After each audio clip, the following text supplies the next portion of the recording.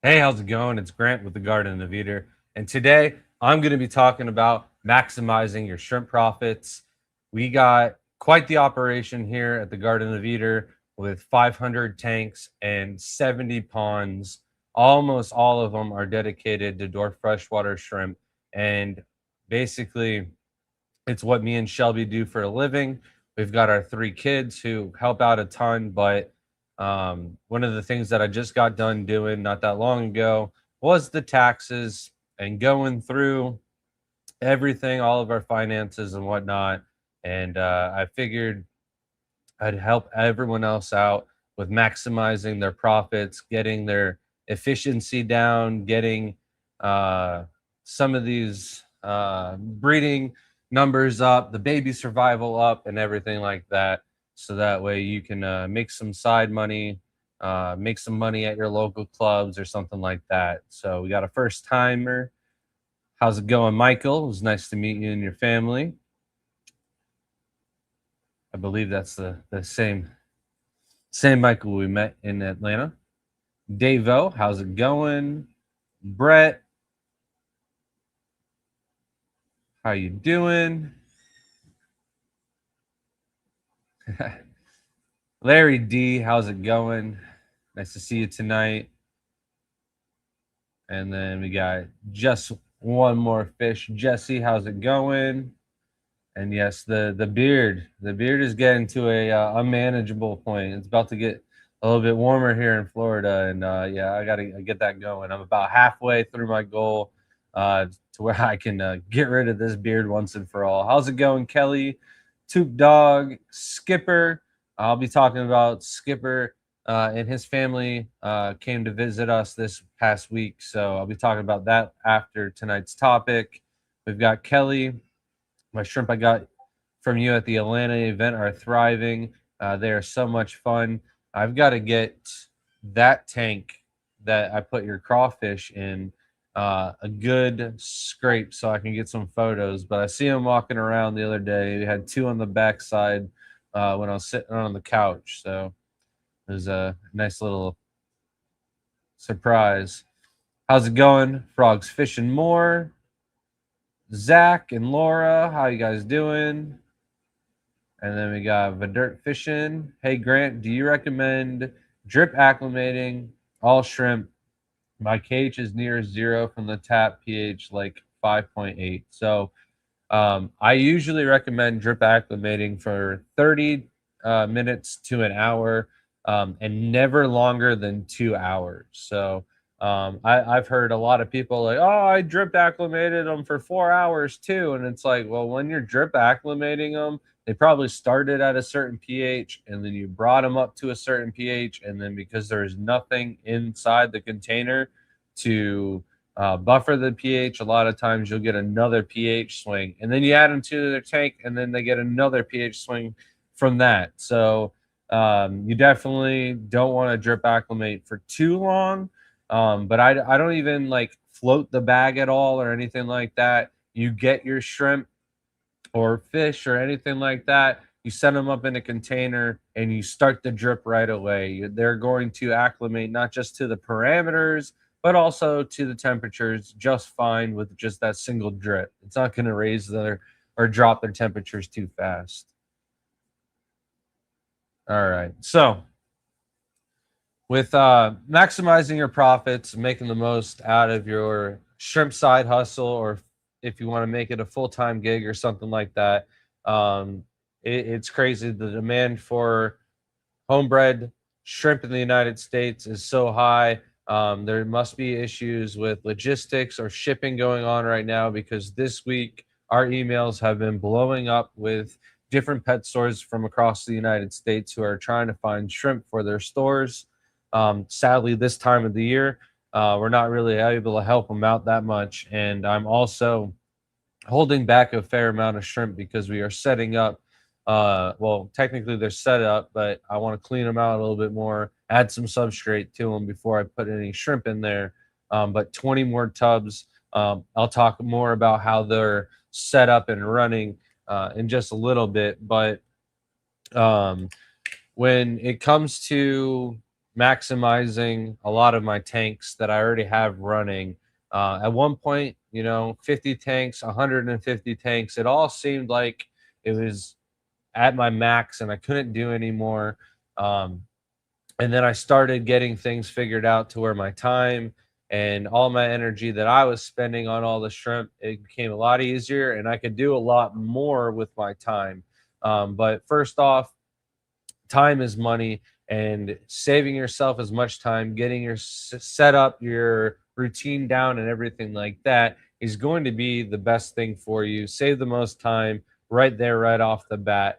And for me, the easiest way to do that was getting everything all into one area, and building a nice rack, not necessarily as massive as the one behind me, but a very simple, 16 tank rack, or higher, or anything more than four is going to benefit basically off of lining your tanks pretty much just like this, where the short side is your glass viewing panel, and then it goes um, long ways to the back where the filter is. That way I can fit more tanks in one smaller area.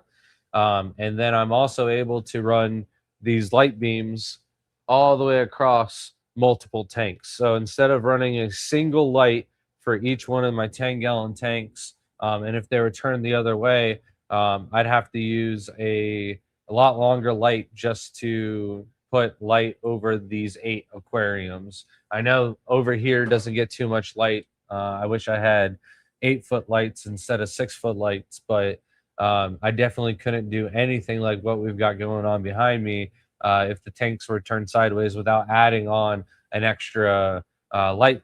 And then that would also cost more up front, but also in the long term. So electricity, eventually that light's going to be needed to replace and everything like that. But getting your tanks close together, getting them under one actual running light is going to help save a lot of money in the long run for sure. And then the next thing, since they're all grouped up nicely together, you're able to run them off of one air pump. Running them off of sponge filters is going to be a huge saver. If you're using hang on the backs for all of the aquariums or canister filters, you might get more filtration, you might get more flow in the aquariums, but it's definitely going to cost you a lot more on the electric bill.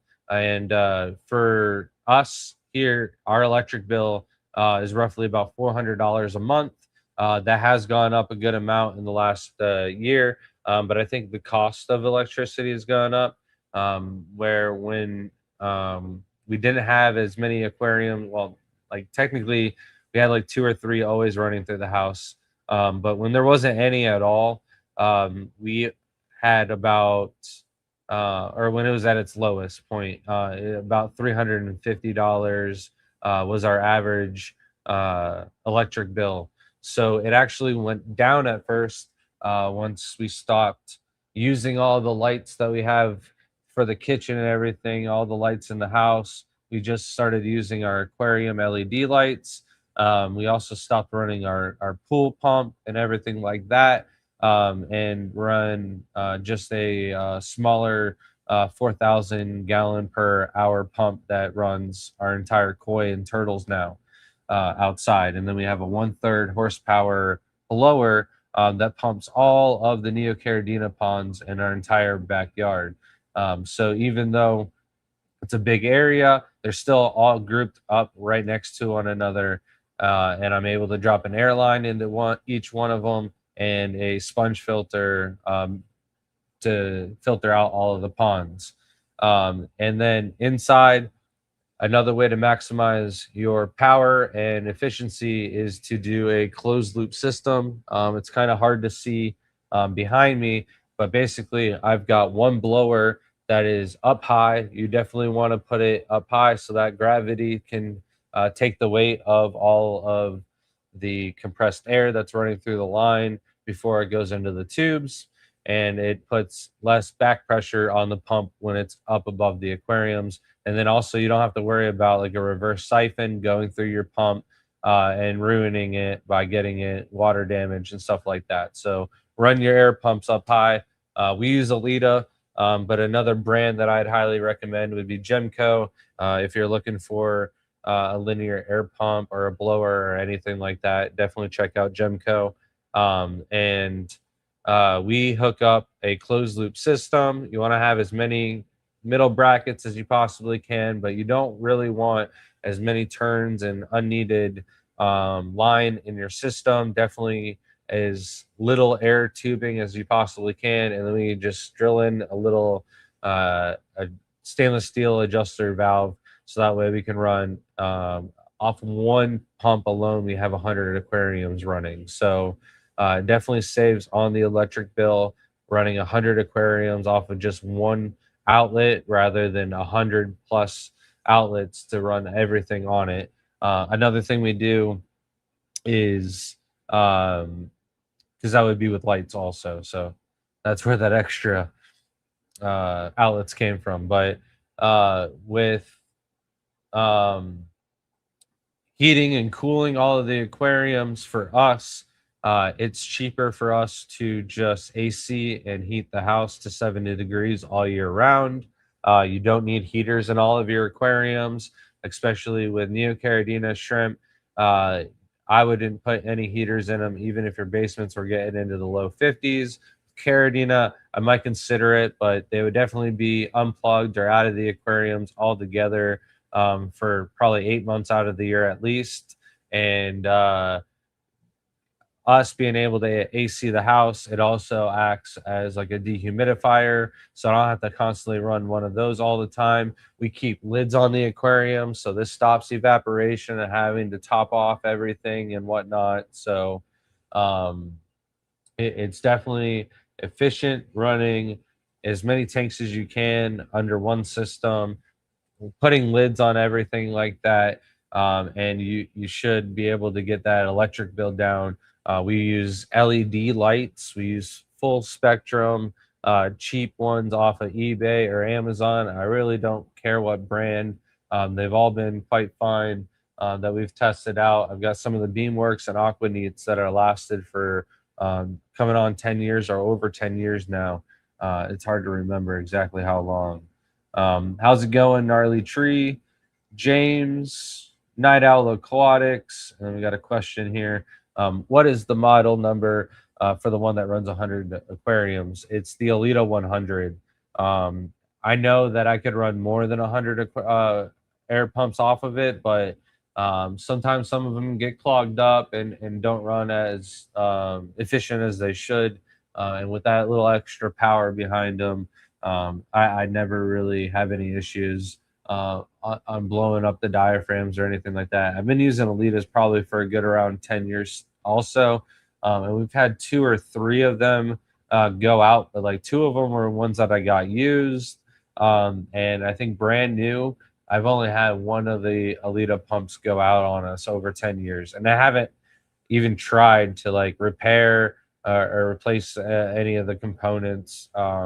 It's just I've always got a backup one, and then there's 3 broken ones now in the garage that I've just been too lazy to go work on and whatnot. But the 100s cranking out 100 tanks, no problem. So the next thing might not help everyone, but for Caridina people, if you're going to the store constantly to go get RO water or distilled water, you're definitely going to be losing out on money there. You might as well just go ahead, fork out the money, get your RO unit. It might cost you, $150 to $200, maybe a little more, depending on how bad your water is coming out of the tap. But you can definitely figure out a system that is going to work better for you than going to the store, spending gas to get money on gas to get there, buying the water and everything like that. It's a lot cheaper to replace the filters. And I definitely recommend replacing the cheap sediment filters and the carbon filters. Take care of those regularly, and then that'll save you money on having to buy the membranes for the actual RO unit, and then DI cartridges and replacing the DI if you're using that on top of it. So how's it going, Amanda? All the way from Australia. Nice to see you. And then we've got our wastewater is the newest thing that I'm testing out. So I can't say go on and set up all of your pumps and systems to the same way. I'm going to get everything down to some solid numbers once I've thoroughly flushed all of the tubs outside. But I'm running our wastewater now out of our RO unit. My RO unit gets 200 gallons of water per day if it was running perfect at a perfect efficiency. And right now I don't have the water pressure to do that. So I'm getting about 100 to 150 gallons a day if I'm lucky. And it is about 5-to-1 waste ratio on most of these RO systems. And it's kicking out a lot of water to 20 ponds. I'm getting a good steady drip, more than is higher flow than what I can count like drip per second. So I'm definitely thinking about adding on more tubs.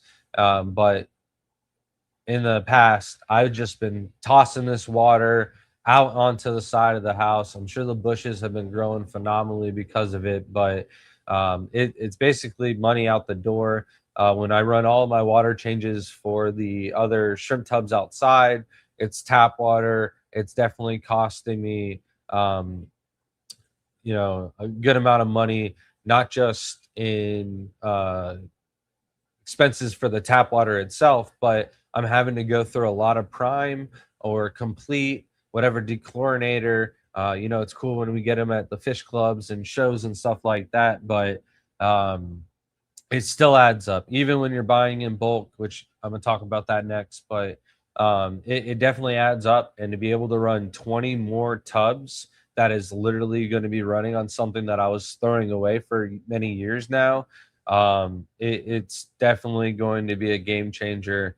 We're definitely looking to maximize our profits for this year. Definitely want to make as much money as we possibly can.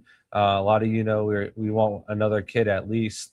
So definitely got to catch up where some of the costs are going to be spent towards another kid, as well as the older our kids get, the more expensive they seem to get and everything else like that. So the tubs on the side of the house are where we're going to catch up on that for sure.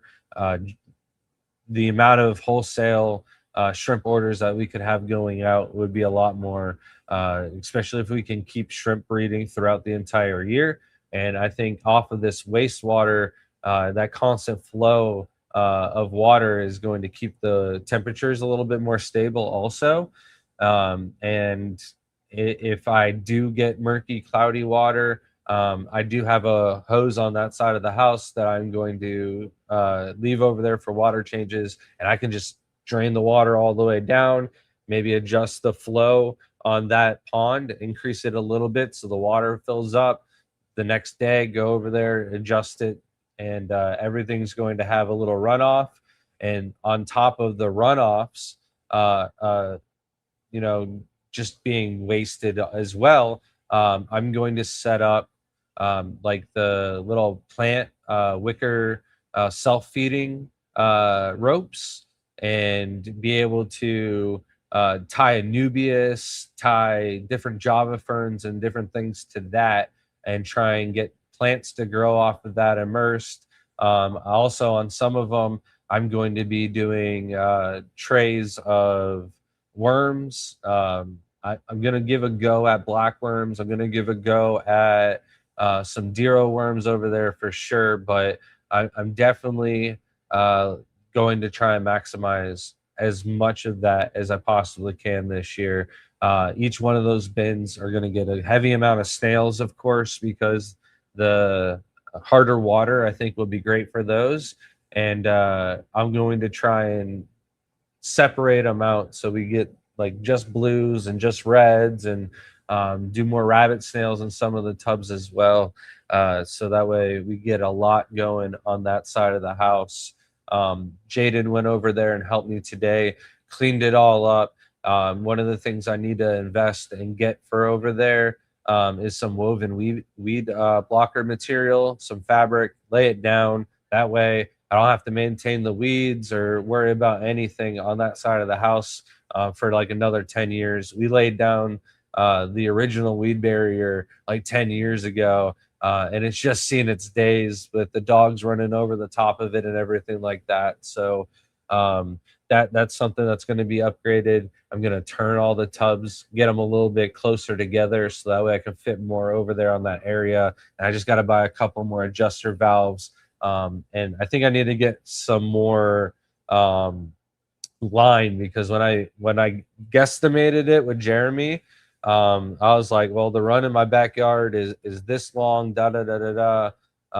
And I had like a foot and a half, maybe less, of extra RO tubing. So I'm gonna have to get more of that if I'm gonna add on more tubs for sure.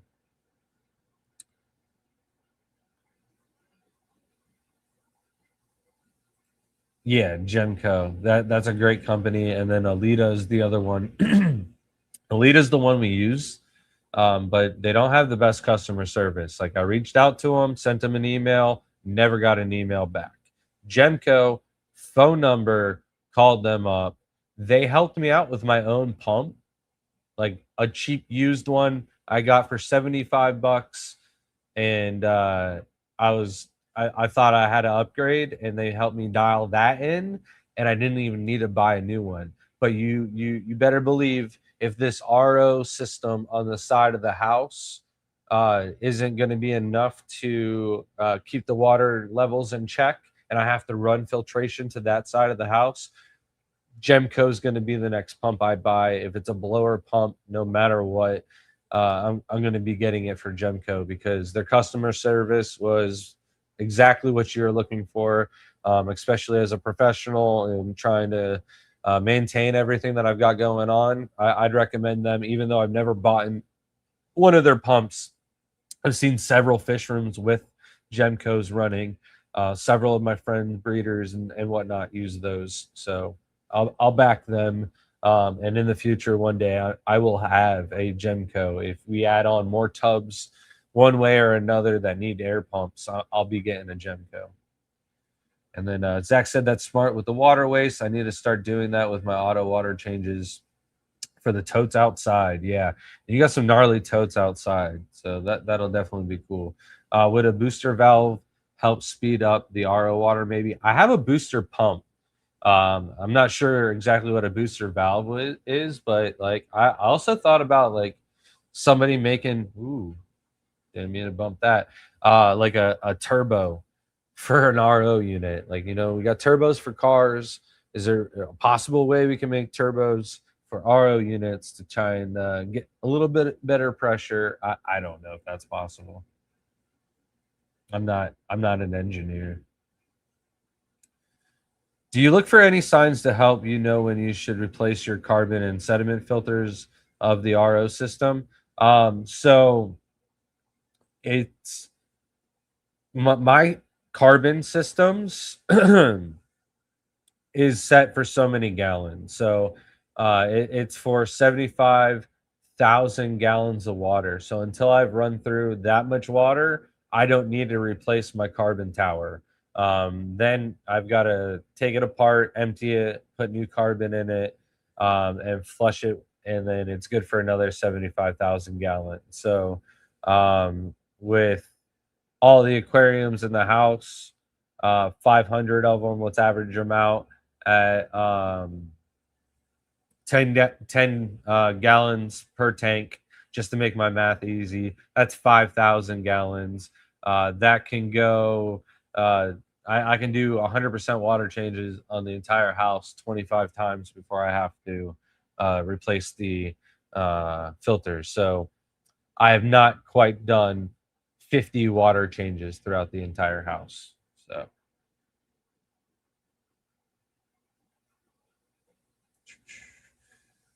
I hope I did my math right there. I don't think so. I think 15. I don't know. I don't got a calculator, and I'm doing this live. Probably shouldn't. Um, Dennis, how's it going? 6 star, how's it going? All right. So we've got the next thing on the list is buy in bulk. Oh, wait, I forgot. Also, that was just the carbon. That's why I leave these up. The sediment filter, I can visibly see it go from nice and pearly white all the way to like yellow, milky, not milky, uh, to really saturated, and it gets like a dark bright orange. Once it turns bright orange, is generally when I like to change it. Past that, it starts to turn like really brown, and once it's brown, stuff's going through and getting into your membrane and clogging that up, right?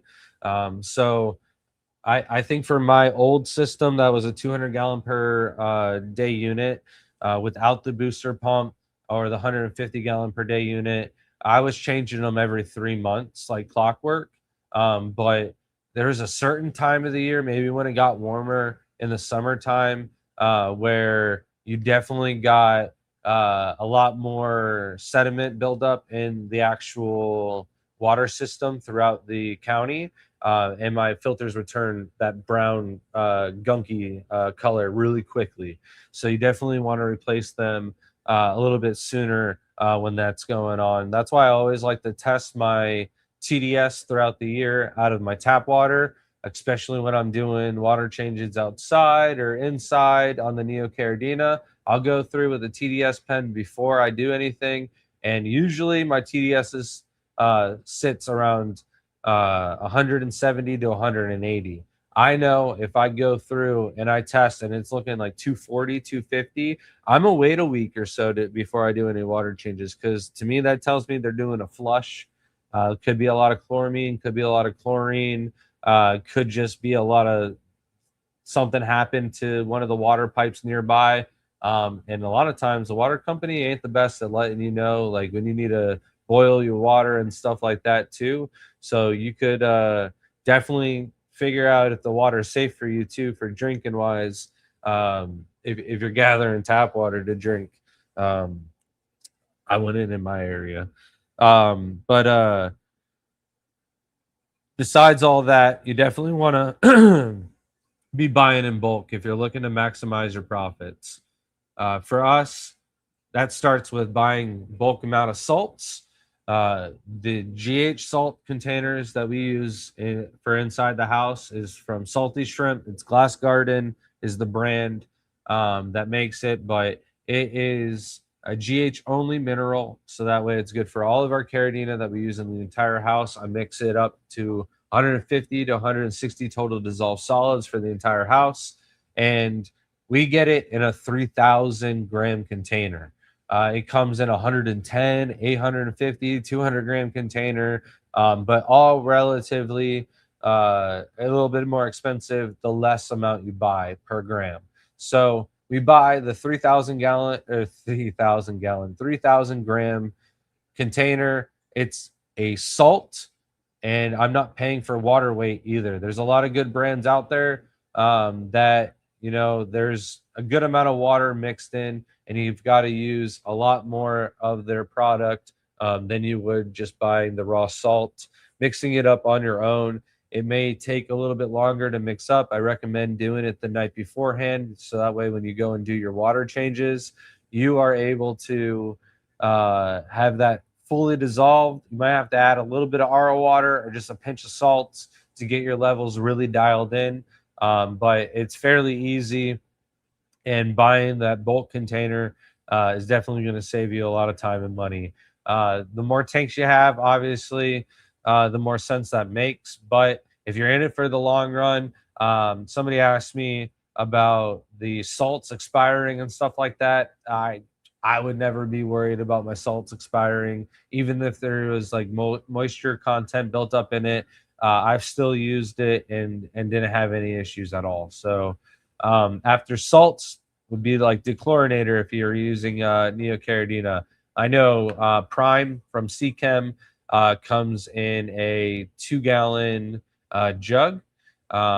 Sometimes you're only able to find like the 2-liter jug, but it is out there. It is in the 2-gallon size.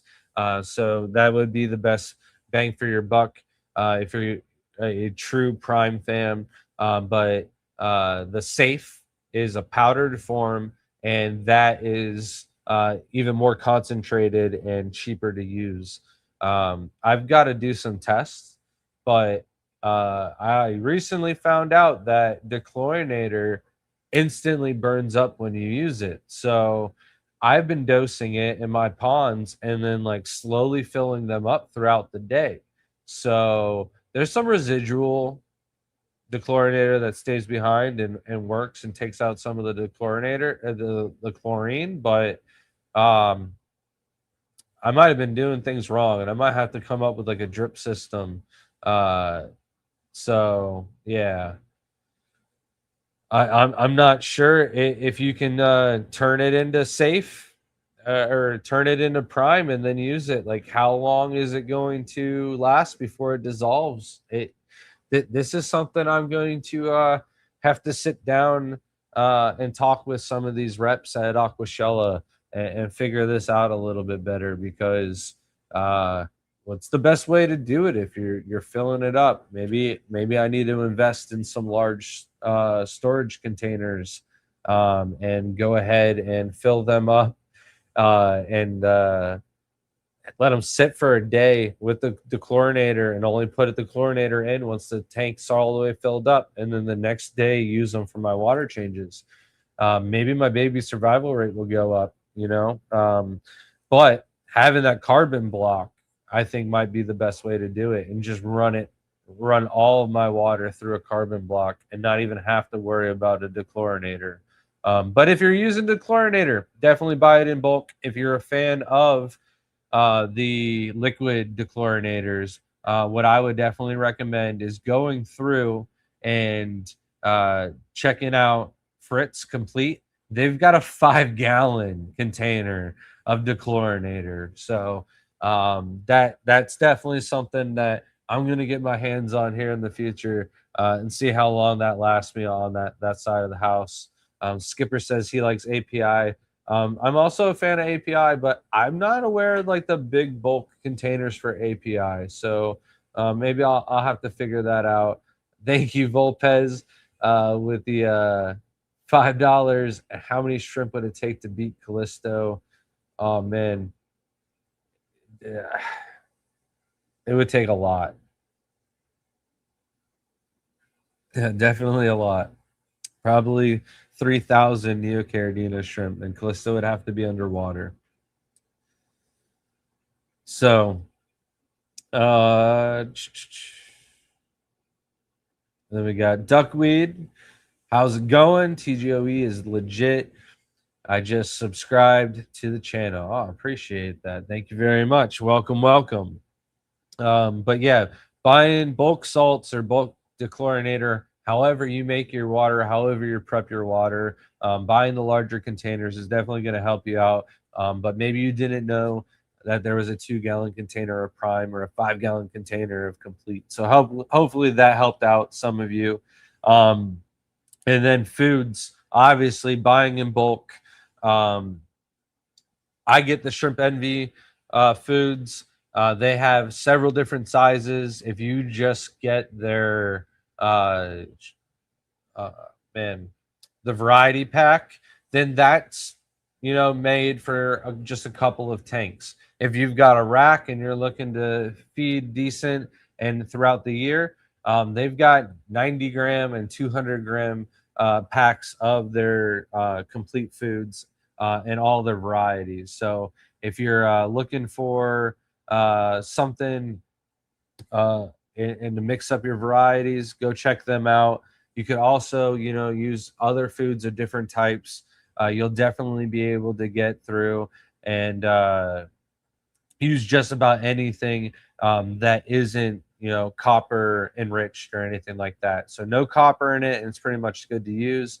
All of the leftover foods that we get from shows, like the powdered foods, the flake foods, the algae wafers, and stuff like that, we go through and we put them into a big jug, and I'll mix that up and feed those to the Neocaridina outside for when we aren't trying to catch any shrimp and cull or get anything for orders. I'm just looking to make sure all the shrimp are well fed.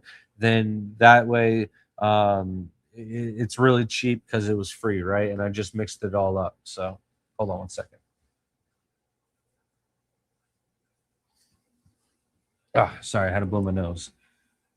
How's it going, Shrek? How much would a 5-gallon jug of dechlorinator cost? Oh man, I don't even know where to buy it from. I just found out that they have it. So Fritz Complete 5-gallon.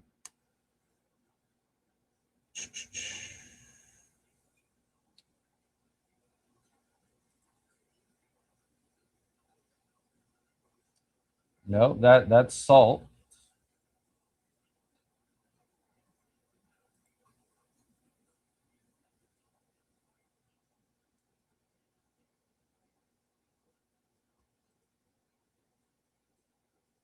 I found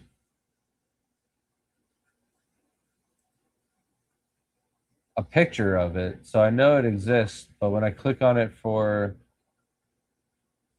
the Walmart link, it does not bring it up. And I cannot find Fritz Complete on Amazon.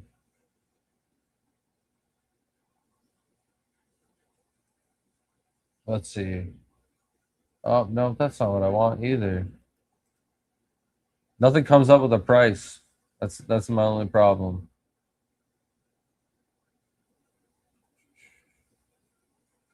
One gallon's like $61. So I would imagine that 5 gallons.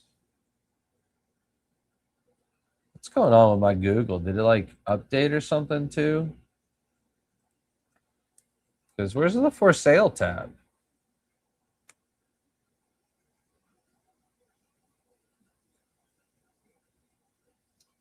Yeah, I don't see it posted anywhere for sale.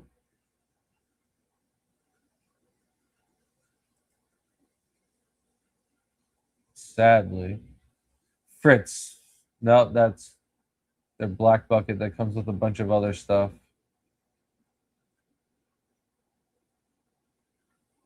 Yeah, I don't know where to even buy it. I know it exists because the photo is here. But yeah. Hold on. Let's do Fritz Pond complete. Oh,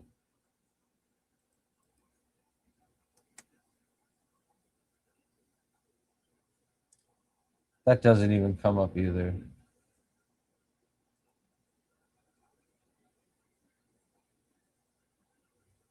All right. I'm sorry. I tried. I tried, Larry. Shrimp are doing very well. Just set up 20 more ponds for them. We've got more shrimp in the house than ever probably right now. I'm really flying through the water changes and getting a lot of things done throughout the house. And we'll have a bunch of videos cranked out. I've got a bunch in the chamber that we just got to get edited and a couple of voiceovers. But yeah, so there's a 5-gallon container of Fritz though. It exists. I just don't see anybody that carries it. It's probably not easy to ship, so it might be something that you can only find in like big pond stores and stuff like that. How's it going, Aquarium Fantasy? So, um, but with the one being $61, I'd imagine it'd be like $160 around there for 5 gallons. I'd probably say that that would be about it.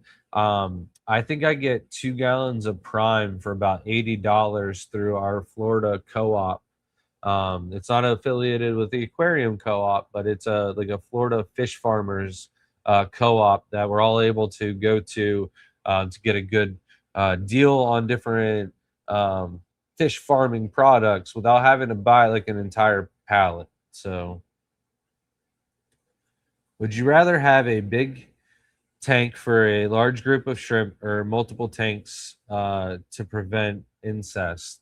If it's just one type of shrimp, I generally don't worry about incest as much as I worry about grade and quality. So I'd rather do like 5 10-gallon tanks rather than a 55-gallon, because then I could do a competition grade, a high grade, a medium grade, a low grade, and then an absolute cull tank. Is that too many tanks? Take one out if it was. Take the low grade out. But it's definitely better to separate them out so that way you can work on different colors, different grades, and stuff like that, and have 5 tanks.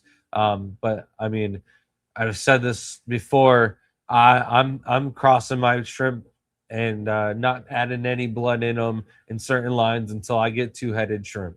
And until somebody shows me a two-headed shrimp, I'm not really worried about it. They're invertebrates, and you don't have to worry about that so much as you do with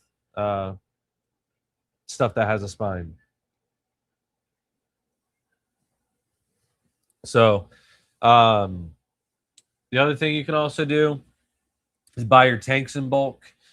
Certain pet stores, local stores, and stuff like that, custom tanks and whatnot. Look who is feeling all right enough to join us tonight.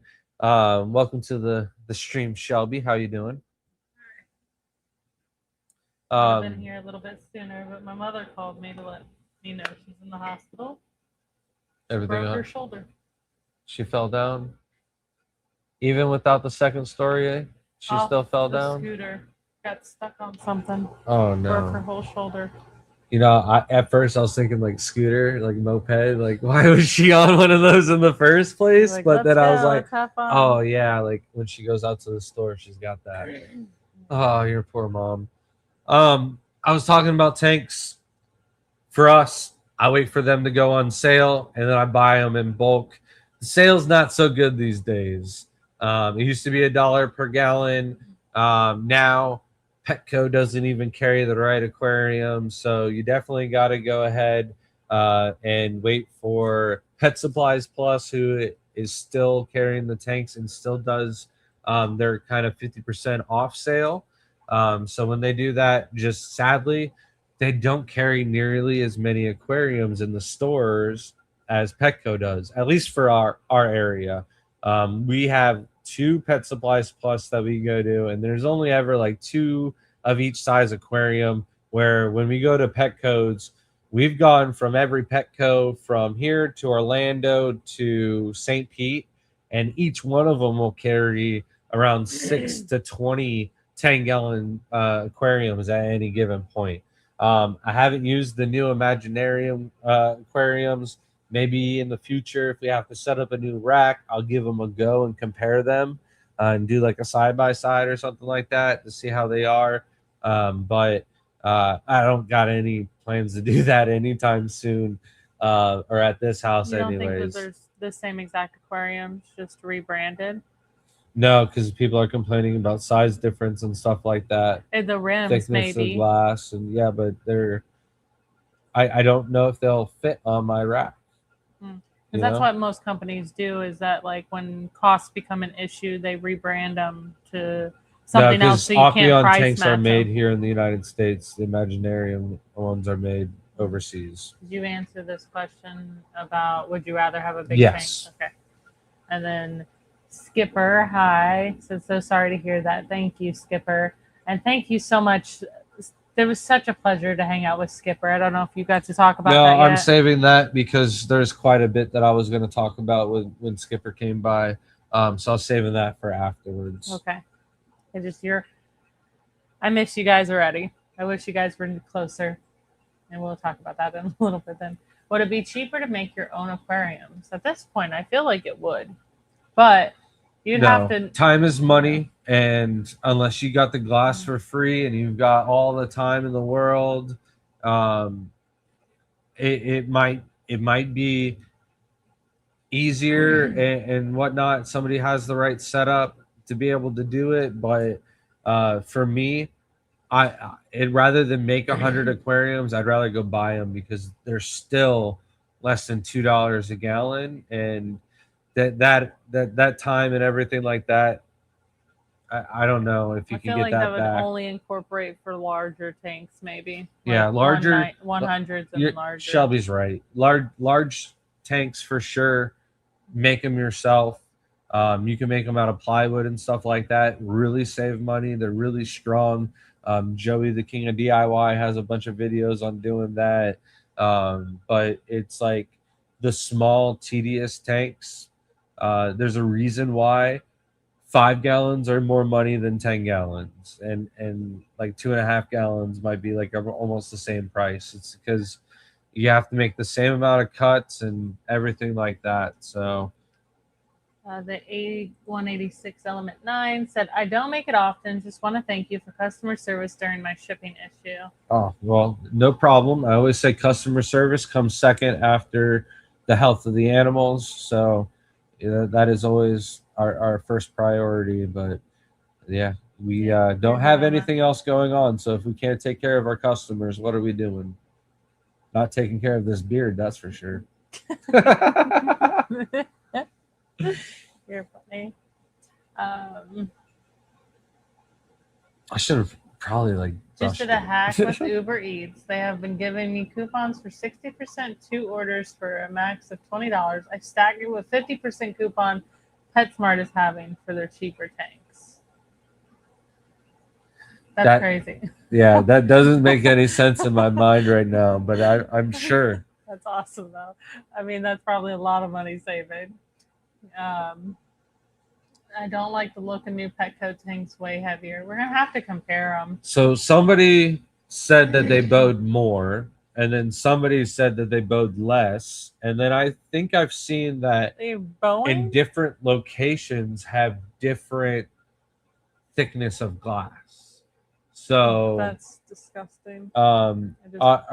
You'll get more bowing in the larger tanks. You're not going to see it in the 10-gallon tanks, but when you buy the 75 gallons, there's a little bow. When you fill up the glass, you can definitely see it bow.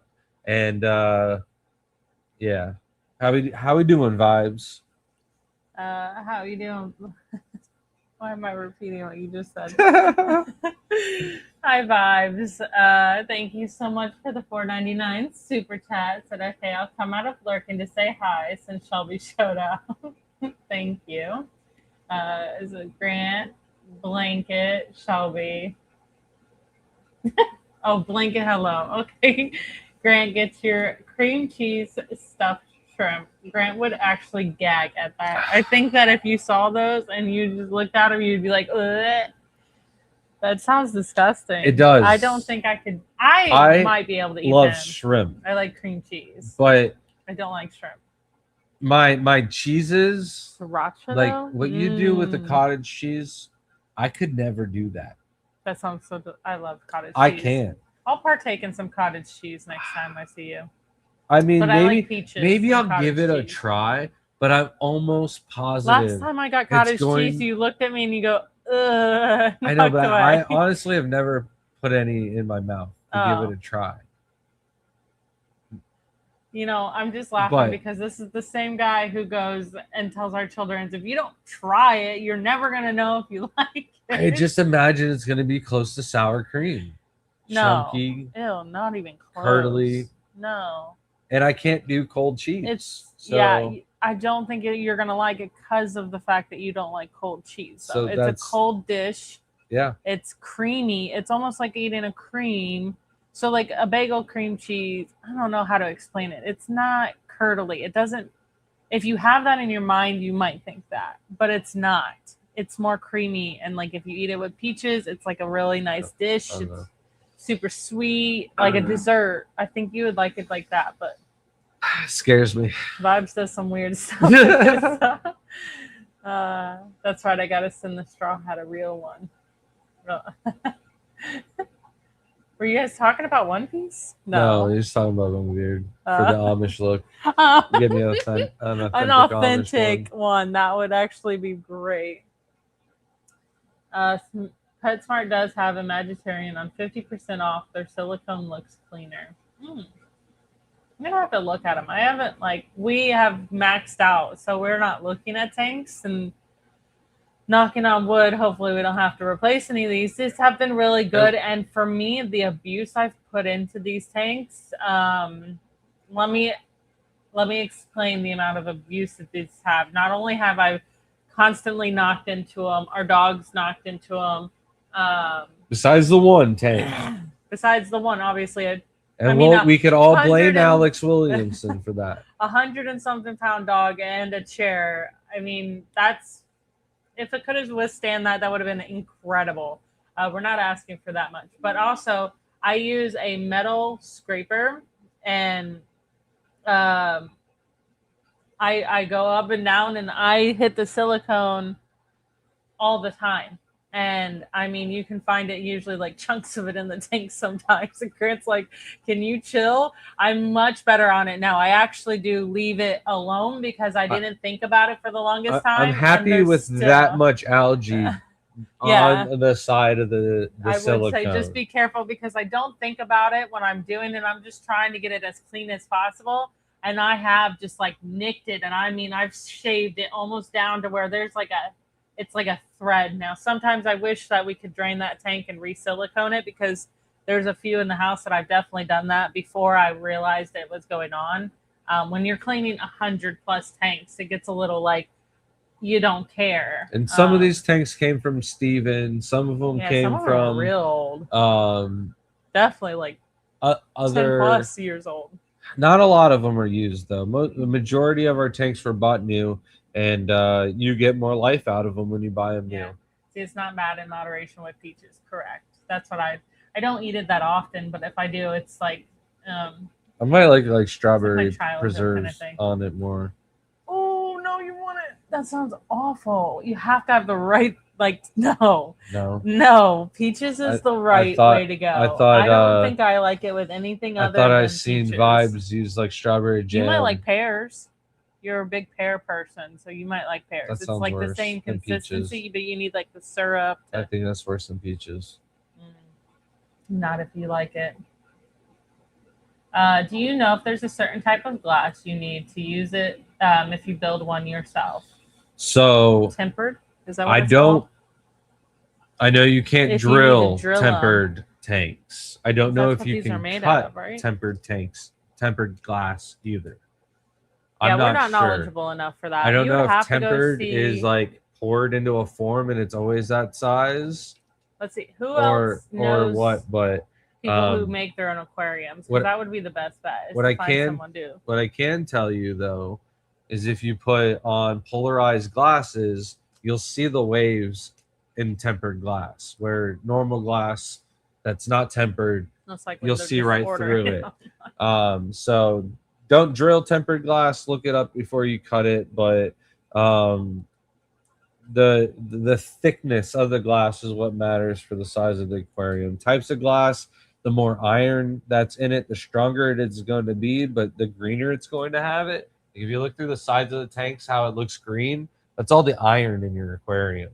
That's making it strong. So these generally have about 10% iron in them, where you can go to the Starfire glass, which won't have any iron in it, and you can look through it. It looks really clear down the side of the aquarium, but it's not that strong, so you have to go thicker.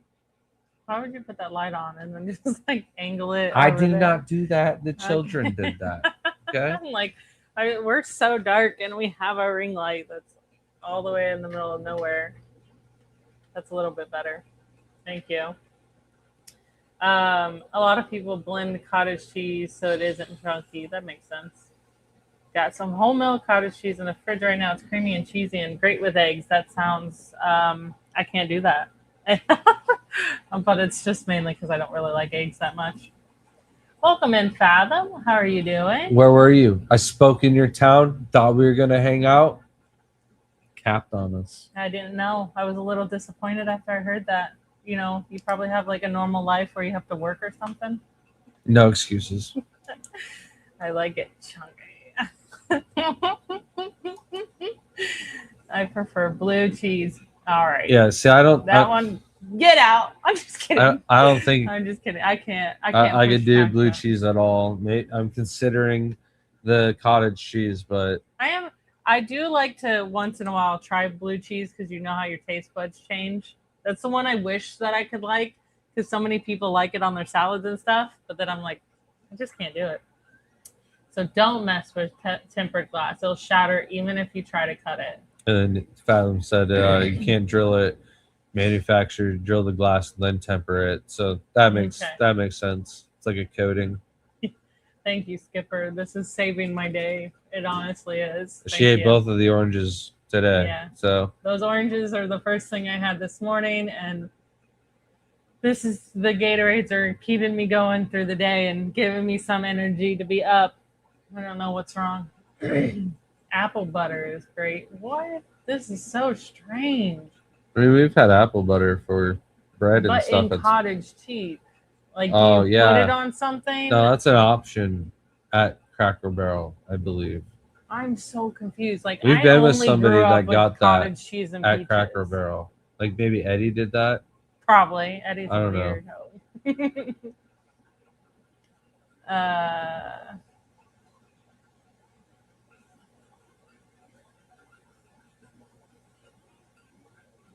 Sorry. Welcome in, Danikin. I'm sorry to hear about that, Fathom. That's an excuse I'll let slide. Now you feel like a jerk, don't you? A little. You have to point it out. I am so sorry. How's it going, Danikin? Back to you. All right. So buy your tanks in bulk. Also, buy your soil in bulk. And I generally recommend that you shop around and wait for it to go on sale.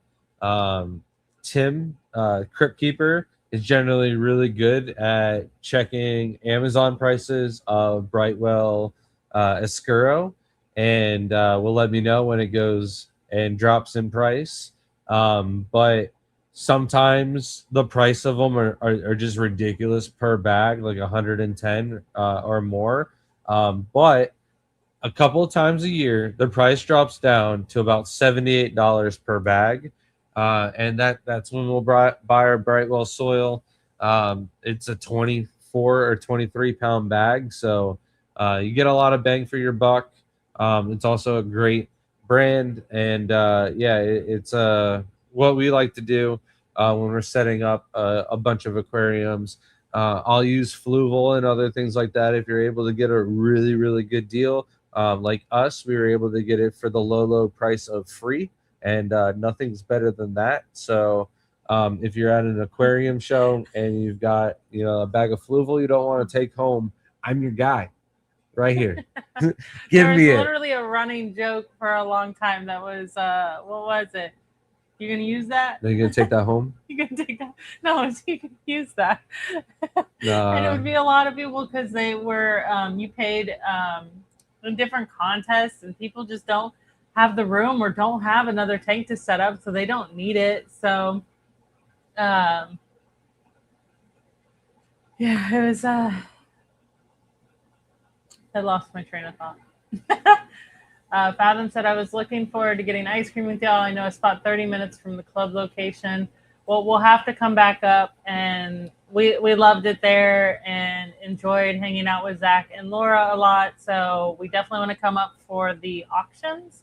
So we'll have another chance. It would be really nice to go get some ice cream with you. Definitely want to come up for the auctions, and then there's also a high chance that one of us speaks again next year, probably. Probably Shelby. She's killing it. 2 talks already this year. What? Did you explain to people how you started off my talk? All right, so I am in charge of speakers for the Aquatic Club of Pasco County here in the sunny state of Florida. And I did my best to find a speaker. All right. I didn't want to bring anybody from out of town. Like I could have brought in a bunch of people from out of state. Sabu, a bunch of people could have come. And then we would have spent our Valentine's Day hanging out with said person, whoever it would have been. So that wasn't an option. So then I went to my local crowd, all right? Asked everybody. Local. I got a couple of recommendations. Nobody got back to me. Dane had other plans. I got it's probably not a good idea from Ryan from Wild Fish Tanks because he's going to a freaking guinea pig show. Who tells me he's going to see me the next day because he gave us a bunch of video for Shelby's talk and goes, I'll see you tomorrow. I messaged him later after I made like 3 jokes about him being at the guinea pig thing during my introduction here.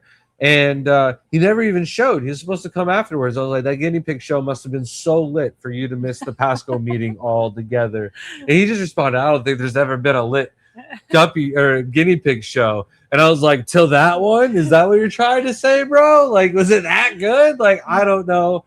But yeah, I tried. So I had to start off the talk with, I'm sorry, everybody. I tried to find another speaker. Everybody bailed on me. So we're stuck with Shelby. And without further ado, here she is. But then proceeds to go on about me for 5 to 10 minutes of like everything that I do. And I'm just looking at, I don't know who was standing next to me, but I was like, he's doing my whole talk for me. Like, honestly, I don't even have anything to talk about. Just kidding. It was good though. My dad worked for a dairy and we had a field trip there. We watched how it was made and never eating cottage cheese, a lot of bugs in it.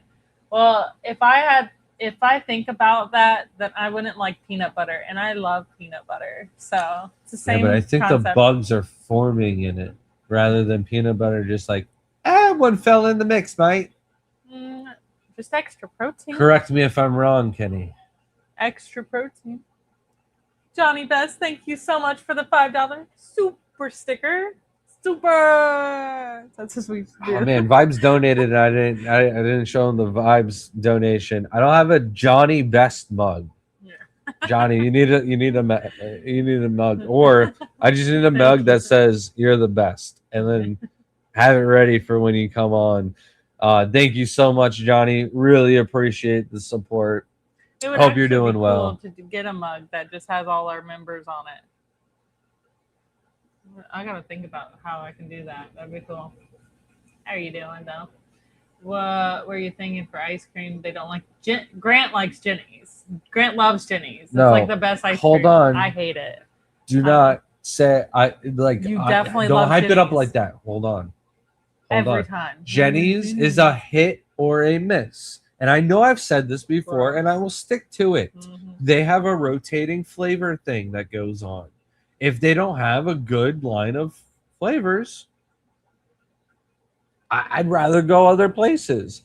But if they got a couple of my set flavors, yes, Jenny is worth going to over the place that we went to with Zach and Laura. No offense. I mean, I wish I'd gotten something different than the cheesecakes, but all they had was Hershey's ice cream, and Hershey's ice cream is at the bottom favorite of my list when it comes to going out to eat and getting ice cream. So I'd go get off-brand grocery store Hershey's ice cream before Hershey's. Hershey's has like one or two flavors, and I have to be in the mood for their white chocolate raspberry truffle or whatever that flavor is, because it's not like I don't know why light on the raspberry. It's like that thick fake raspberry syrup, and it's not right. It's so fake. So that's where I stand. That's but what it is. I love me some white chocolate, so that's usually a win. Davis said, will you be doing another talk at the Charlotte Aquarium Expo this year? No, I'm not doing a talk. I don't think. Is that the show coming up next week? Hopefully you're not doing a talk. It's only a day thing, not isn't next. it? No. So like 2 weeks, right? So there's 2 expos. The one in Charlotte is the one that's being hosted by the saltwater person. The one in the other place is being hosted by Tristan. So there's 2 different shows that we're going to. Okay. One of them has a shrimp contest, and I'm judging, and it's only Neo Carradina. But I don't know if I signed up to do something else beyond that. I've got too much going on right now. But Wednesday, We'll see, I will be guess. going through and figuring out when I'm going to be going to California, when I'm going to be going to Arizona and Michigan. Arizona, no. What do you mean? That's Mike's club. That Do you know how many mics there are? Lord, Why am I go, Shelby, go. spacing? Thank you. Let's see Shelby in Atlanta. That'd be Michael nice. Coleman. Depends on what you want to actually. I do an aquascaping talk, which is I think what they were interested in next. So I could do that. We have 2 different styles of aquascaping talks too. Collecting in Georgia is kind of boring because you're not allowed to dip net and stuff.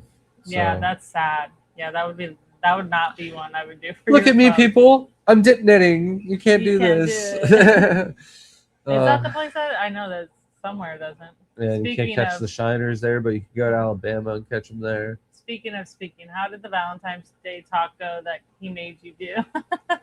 The talk actually went really well. Every single time we do a talk, we always try to find something that we can improve on the talk. And for Shelby, it was that. No, I'm just kidding. I was gonna say everything. It hurt too much. Only gonna cry For about Shelby, it. the only thing that I was going to recommend this time, because the last time she got was not enough pictures, and I agreed. There's a couple more pictures I think that are missing out of this talk that we could still add and still better up the talk. But Shelby's got a game in the talk, and I just gave her a little tip on how to improve the game. That's all, and I think it was just an easy thing that'll improve it.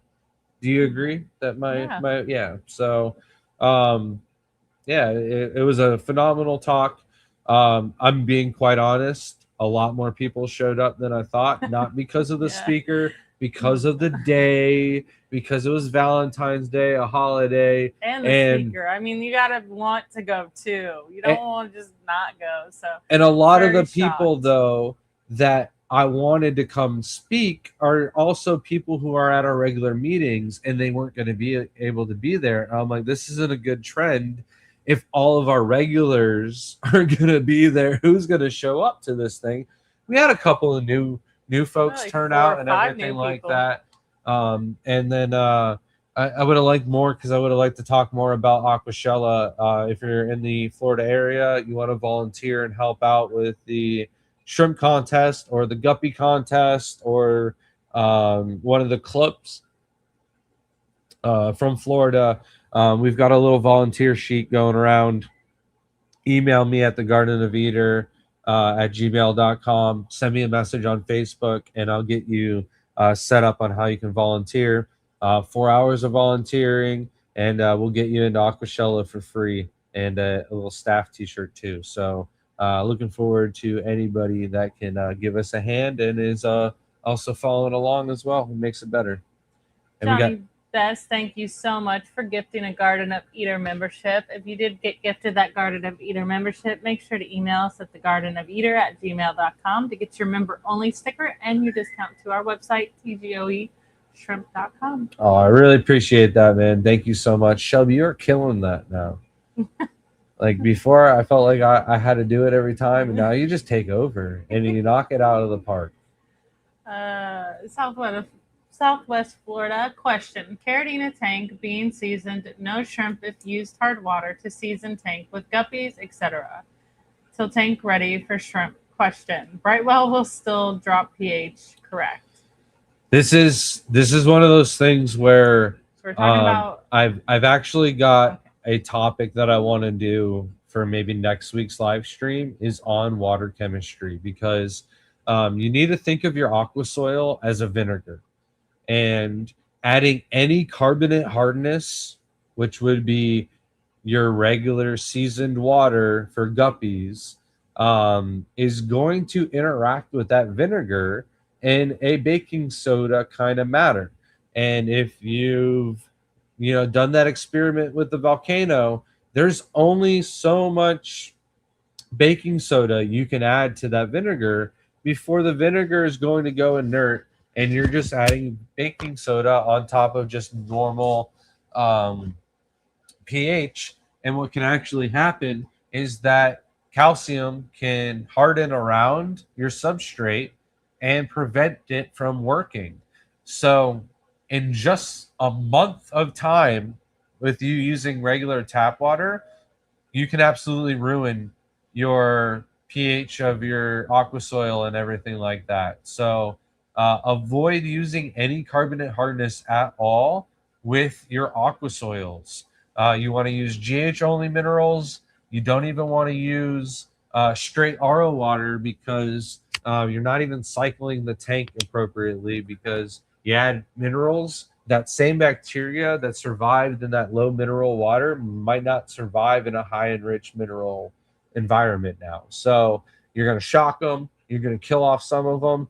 Some of them might live and thrive eventually, but it's going to take time for them to recoup, and you're going to have to recycle your tank. So for shrimp tanks, you're almost better off just cycling it with a couple of snails, nothing in the aquarium at all. Let it run for 30 days, add your shrimp in it.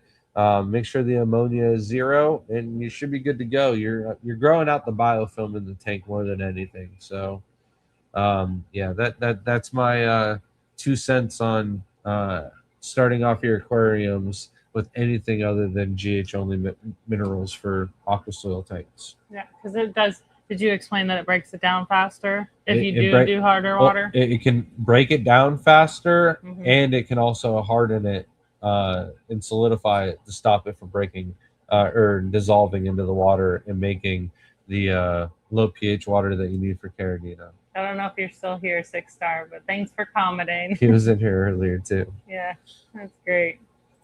Love it. We'll see you after the stream, probably. Guinea pigs. Garcia Aquatics, member for 39 months. Thank you so much. Said, oh no, look who showed up. Garcia Aquatics. How There you go. doing?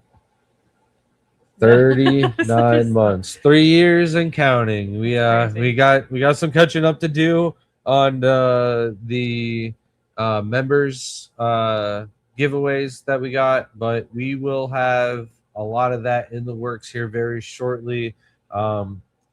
Maybe I'm mistaken, but I think Chinese New Year just happened, Today or tomorrow. or is it happening? It's happening. About to happen. Because it was what Valentine's Day weekend. What a lot of them were celebrating. Remember, that's why some of the people we actually know didn't show up because of that. So once this all passes over, then shipping will open up, and we can get a bunch of different things that we have planned out. Stickers. And I can't say any more than anything else without giving it away. So I'm gonna stop there. Sir, just got a batch of blues from you, and they're doing great. Not a single casualty during shipping or acclimation. Top-notch service. I'll be purchasing again for sure. Thank Appreciate you. that. Love to We hear like that. to hear it, and Love to hear it, and we definitely appreciate hearing it because we put a lot of work making sure that the shrimp are taken care of before they go into shipping, and they're not just a product to us; they are a living being. And I said this earlier: the life and healthiness of the animals is priority number 1 for us. So just today, I went through, did a bunch of water changes. We got some Carrageenan shrimp going out tomorrow, so made sure the hallway is perfectly taken care of, so those shrimp are in pristine water going out tomorrow, as well as all the ponds outside getting those topped off. eating sushi and no cottage cheese. Sushi sounds awful. I can't find one that I like. None of them. None. Too fishy. I enjoy certain types of sushi, but none of it with fish. It's just the shrimp and the California rolls. I feel like if there was a nice crab one that was like warm crab, I would like it, and not imitation crab. Can't be warm though. Yeah, I know. That's why it's never gonna work. We'll go to Publix and get you guys some fancy ice cream. They actually have some good flavors. No, It was there just a joke. I don't. there's but I definitely really don't like it. better places to go to than Publix. We kind of ran out of time. We were talking, hanging out, and then a lot of the places were closed at Closed. 8. Yeah, there's probably good places. You guys got a lot of stuff in your area nearby. Welcome in SD Catapultas. We should be seeing you in a couple of weeks here. Have you? Wonder if you and Bristol are going to be at the show. Oh yeah. Are you coming to Nebraska/Iowa area for shows? I'm not aware of anything in that area. If you've got something that you think is worthy enough, send us a link for it at thegardenofeater@gmail.com. The closest would be New and we'll Jersey. check it out. No, Chicago's way closer. Oh, is it really? Oh, yeah, yeah. it's that way. Yeah. But we'll be in Chicago for Aquashella, which is an incredible show. It's one of my favorite venues to have any show at. The Aquatic Experience was in there, and Aquashella has been there a few times. Great venue and a great little area. So I think about it all the time that like I don't know where anything is anymore, but yeah, I won the US Geography B, like knowing all of this, and now my mind just erased it. It was like, nah, that's not information you need to know anymore. Welcome in, Asia. Grant, can you send me my members discount code? I need more scramps. Johnny, if you could give us an email at thegardenofeater@gmail.com, I'll make sure Shelby takes care of that for you. There's like 2 more that needed as well. How rude. So funny. And everyone, their first response to Grant saying, sorry about the speaker I brought in this month. I mean, I cannot tell you how many heads just turned as fast as I could to me and go, does he know it's Valentine's Day? Or is he going to get any sleep tonight? Like, he did ask me if it was okay to say it, and I thought it was funny. Shelby had her own thing that she was going to do when she first started. Like, she was going to apologize. I was going to apologize for being the speaker. No, hold on. Let me apologize because it's my fault. I tried. And she said, oh, yeah, that's great. Do it. Please do it. So I was like, all right, I've got her permission to do it. So, yeah, if you can't laugh with your significant other and crack jokes and throw them under the bus for a good laugh, then why are you guys together? We're walking on the side of the road and he's like, oh. It's hilarious. Anytime she gets hit by any bus, doesn't matter how big it is. Oh, my goodness. Oh, my head is pounding. Short or double decker. It's all funny. Do we even have any double deckers in the United States besides New York, maybe? If you go to a NASCAR race. They really have them? I've been to that was NASCAR. A huge Never joke. Seen one. They definitely have buses and then have the little platforms on top. Yeah, you're right. Come on now. Somebody had to have laughed at that joke. Dennis laughed. What food would you recommend that you sell to start off when I buy 10 Neo shrimp? So we have this little thing on the website. It's called the TGOE Variety Pack from Shrimp Envy. It comes with like 10 grams of complete and then 5 grams of growth, 5 grams of shell, 5 grams of food fight, and 5 grams of garlic knots, if I'm not mistaken. Maybe it's 6 grams, but I'm promising 5. But this will give you a great variety. If I had to choose just one of those foods, of course, the complete, there's a reason why it's got 10 grams and not just 5.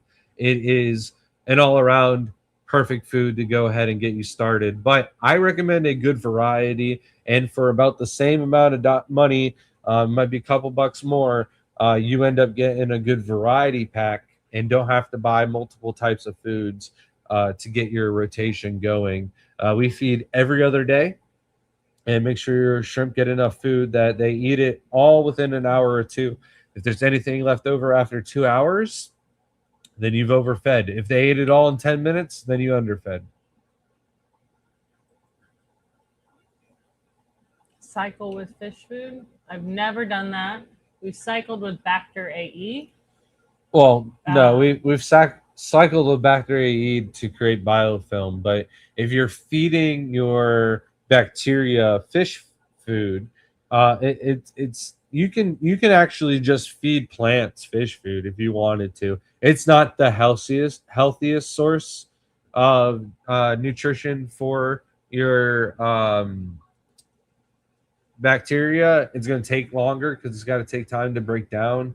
That the bacteria can actually eat it in the water column, but if you were to use a cheap fertilizer, I think it's probably a little bit better.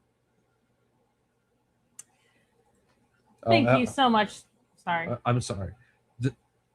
The reason why I recommend the fertilizer over foods and or anything else too is because this is where the project manager, the person that makes the product, recommended I use. So that's why I use it, and I've gotten the best results from using that over anything else. Sorry, Skipper, didn't mean to take away from you. Appreciate you becoming a member or re-upping. I think you've been around a while, so I'm not sure which one it is. So Appreciate it either way. Thank you. And of course, don't forget to email us at thegardenofeater@gmail.com. And Randall, please email us at thegardenofeater@gmail.com so we can get that worked out. Or and emailed you. He's a new member as Eater. well. So Thank if you didn't already send us your information to get the sticker, and we'll also send you a 10% off TGOE shrimp discount as well. I thought I was going to have a nasty bruise on my knee too, but I just got a little tiny thing. It hit so hard you heard it, but I walked it off pretty quickly. I thought it was going to be a bruise. Shelby's got this massive bruise on her knee, and I hit my knee so hard today. But if she was in my spot and hit the knee as hard, you would have been rolling for a while. You heard how hard it was. It takes a lot for me to bruise. That just shows you. All right? Get out of here. It's hard. David said, after seeing your speech at the Charlotte Expo last year, I got a crystal red shrimp tank, and it's been doing great so far. I want to get another Caridina tank. What would be the next shrimp to try out? I want orange eye blue tigers. So if you're doing crystal shrimp, you definitely can do orange eye blue tigers. No problem at all. What I would say would be like the next step up in difficulty. Taibees are going to be around the same, but you can do a Taiwan bee or a Tai bee. Either one of those are going to be a double pigment, but you can get cheap blue bolts or pandas for around $10 a piece, and then you're able. And I would definitely recommend finding a homebred source for these because imports are generally pinto culls or have stunted growth issues and stuff like that. So if you want to know if you're doing a good job, find a homebred source, get some Taiwan bees or some Tai bees. And the cool thing is, if you can take care of these, get these to breed, then you can literally take care of any other shrimp that is Caridina out there. You can go ahead and do boas, pythons, any of the new orange-eyed varieties going out there, you name it. If you can take care of shadow bees at all, you're good to take on the next level.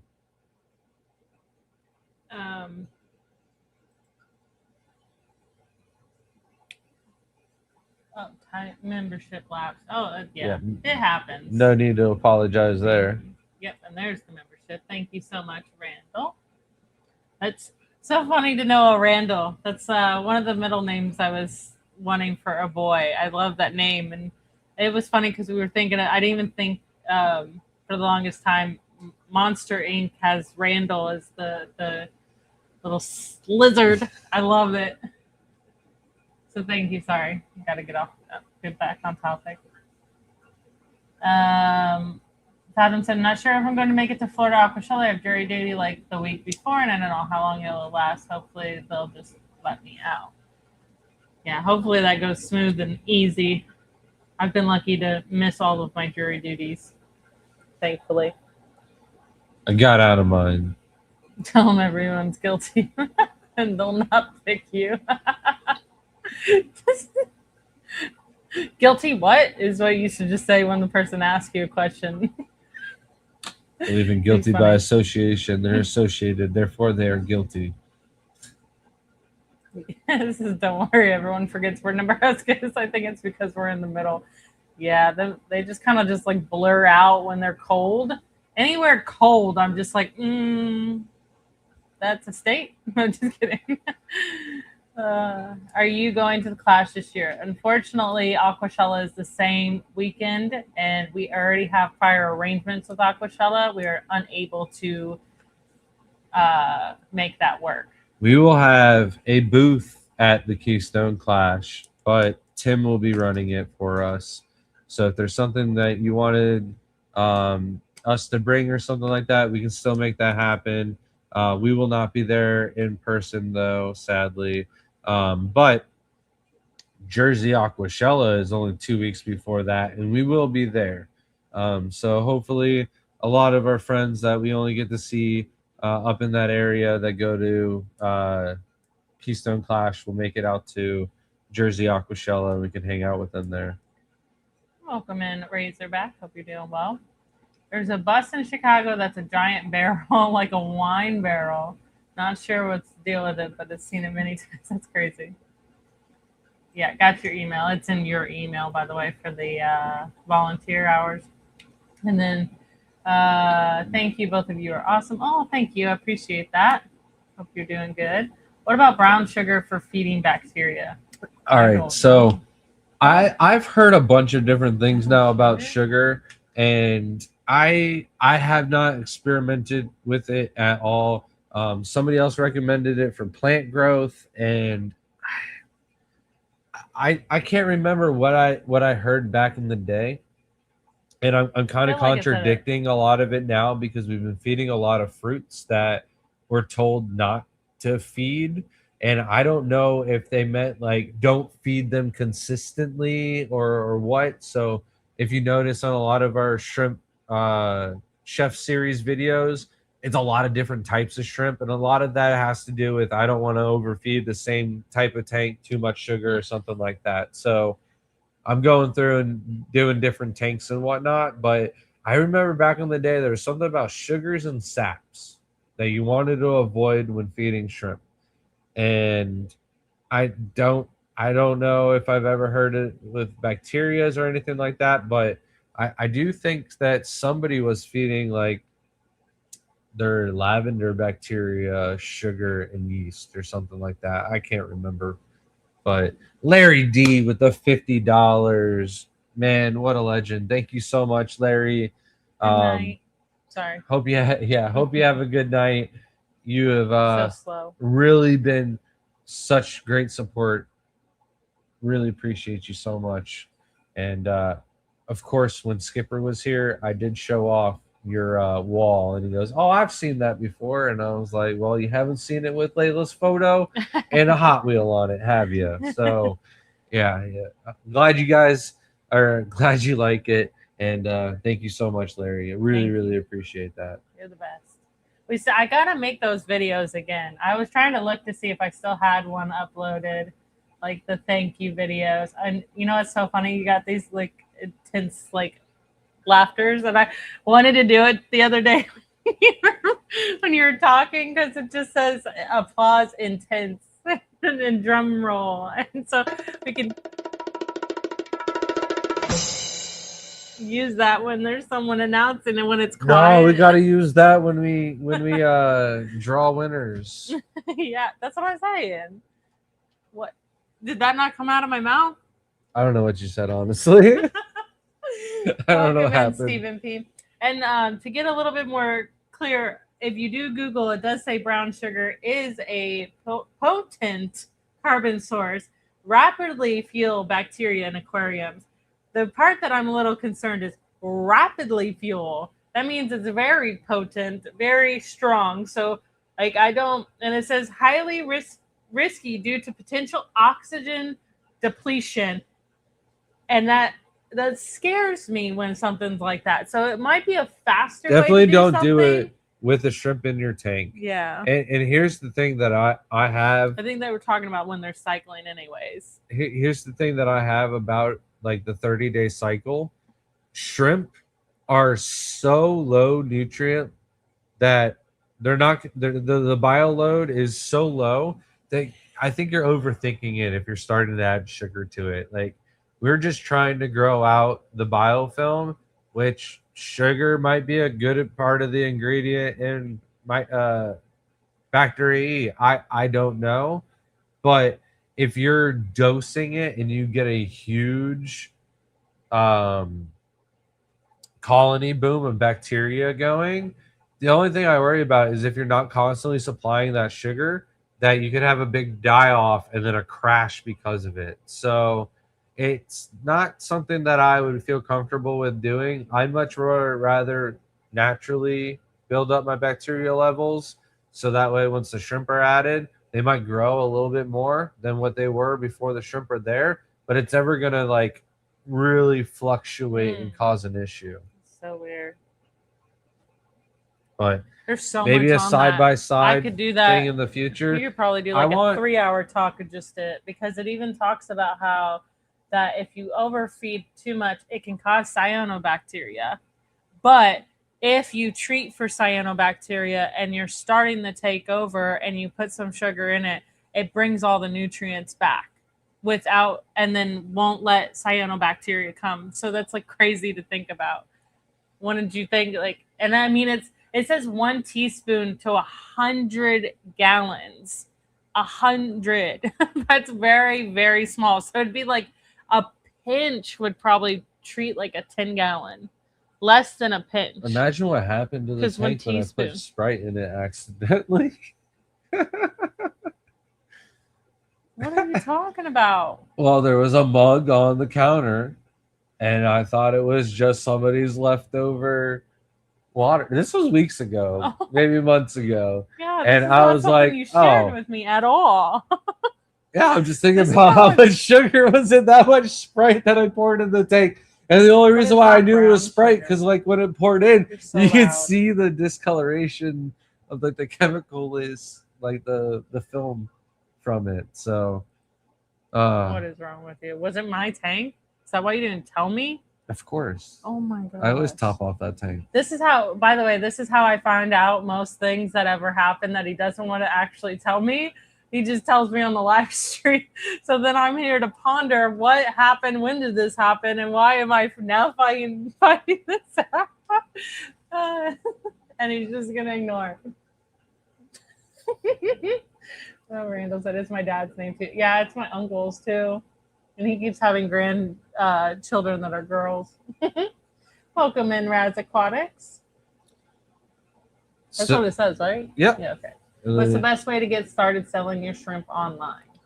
So there's a couple of things that I recommend if you want to start selling your shrimp online. First one is post. Post. The more you post, who you are. the more somebody's going to go, oh, this person's got shrimp. They got a lot of shrimp. They got different types of shrimp. I want them. Maybe they'll sell them to me. So share them, get them out there. That's number one. Number two is there is certain platforms that will allow you to sell shrimp on. There's a Band app. There's a couple of different ones that you can use to build up your reputation. One of the best ways to build up your reputation, though, is to enter your shrimp into the shrimp contest at Aquashella. Not only do you get your shrimp into a contest and possibly win an award, but we also do a YouTube channel video where we put out the entire contest out there, and all of the shrimp, all of the breeders, everybody gets recognition just through our own channel. And then whenever somebody is looking to buy shrimp that I don't have, I will always recommend somebody who has just won the contest before I recommend anybody else. And that, I mean, there's certain lines of certain shrimp that I think people are breeding better than anybody else. So I'll recommend them for certain situations over them. But yeah, there's certain ones that are, you know, only out there in low abundance and not a lot of people breeding them. But when I see them in the contest, I at least know that person has them to recommend it. So definitely enter them in the contest. Award-winning shrimp not only hold their price, sell for more, but they're in higher demand, and it goes a long way. The next thing is to set up your own YouTube channel, start doing videos, start streaming, start doing whatever you can. The more you do, the more presence you're going to get, the more you're going to get out of it. It's kind of like what the first thing I said with posting, but We're a very social media driven country for sure. Most people spend most time on their phone now. It's not like before where it's like newspaper in person, or man, even like Craigslist, or what is it? Is it Craigslist? What's that one we used to use all the time? Craigslist, yeah. That one's like dead. No one uses that. I mean, it's not dead, but not when you have it's Facebook definitely not. Marketplace. Well, for animals, it's still used. Yeah. But it's not being used nearly as much as other places. You've also got Morph Market. You've got, oh man, what's the auction? Aquabid. You've got eBay and Amazon and other things that you can sell off of too. But just making sure you're known, and then you can make your own website. There's a lot of plug and play websites. I would say that the easiest, we do BigCommerce because it was easy for me, and that's what I've learned. But if I was to start all over, I'd use Shopify, because Shopify is available through Facebook and Instagram, and I believe TikTok now. TikTok Shop might be its own thing. But being able to merge those to like your website and your platform where you're reaching out to people. But like the best way is to make sure that you're known, and that's the only way, because people have just been scammed too many times on the internet. It's very, very common these days that's why you'll lose people to internet sales, and we only do better with it because people know us. We sit here every Monday. It's not like we're some strangers. You get to know us. You see our house. We have many videos of our house. It's, you see our life. Facebook's our whole life. So there's a lot of scams going on Facebook, and a lot of people don't trust buying shrimp online and stuff like that.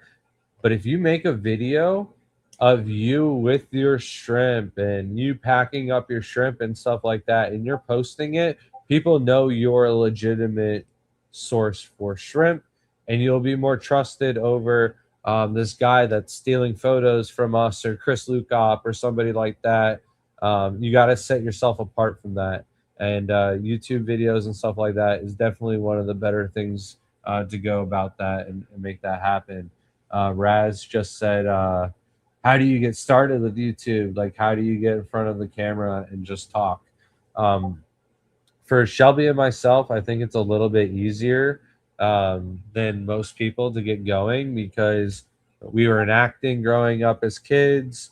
We were part of other things that you just got to get out there, like sports, and the pressure has been on our shoulders a lot higher than just going on and doing a YouTube video. And you got to think to yourself, everyone is going to be their worst when they first get started. So even if you're not happy with the result of your first video and stuff like that, nobody is.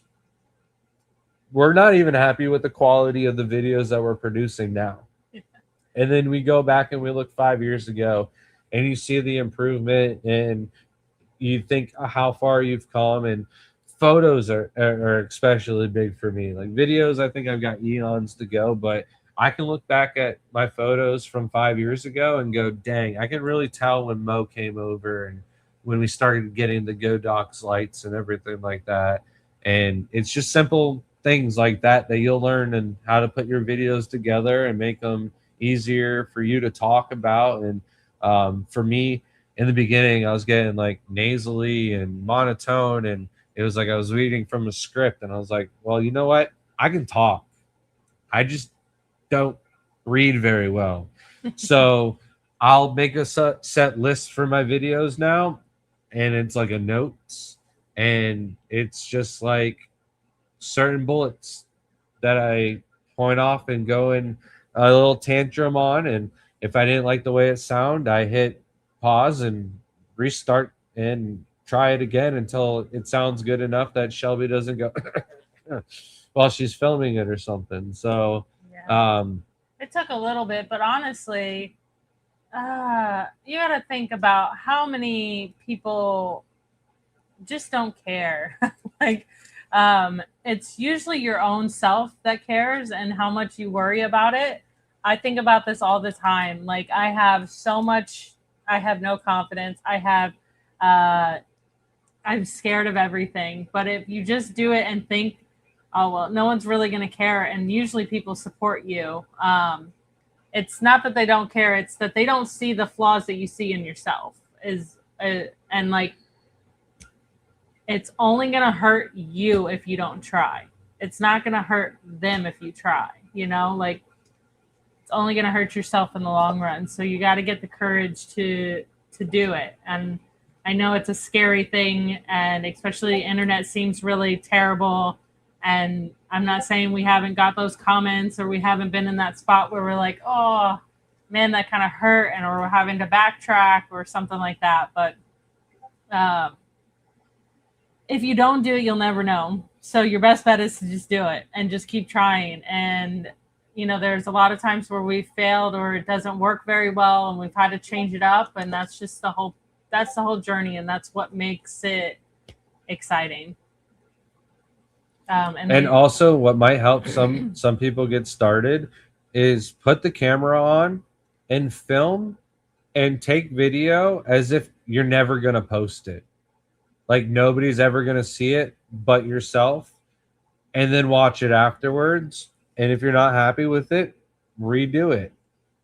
But you shouldn't be worried about what other people think if it's a possibility that they'll never even see it anyways. So yeah, and really, everyone always has live streaming's totally different. Like, you do this one thing wrong, and everyone's going to judge you for the rest of your life. So no, definitely got to watch what happens on live streams. But it definitely is. It's worth it. You might have a different insight to something and you didn't realize it, or just some people connect with people and don't necessarily connect with the other people in the fish hobby. So, you're on the right track of just being here. You got a name for yourself already, and just go with it.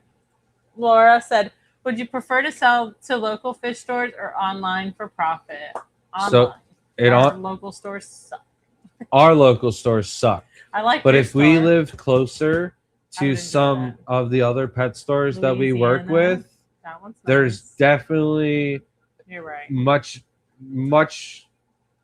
advantages to dealing with stores over selling online. Yeah, you do lose a little bit of profit, but you're able to make more money if you're able to produce more shrimp as a whole than in wholesale, because they're selling the shrimp for you. So if you're the bottom of the totem pole for the source, you're going to make the most money out of it.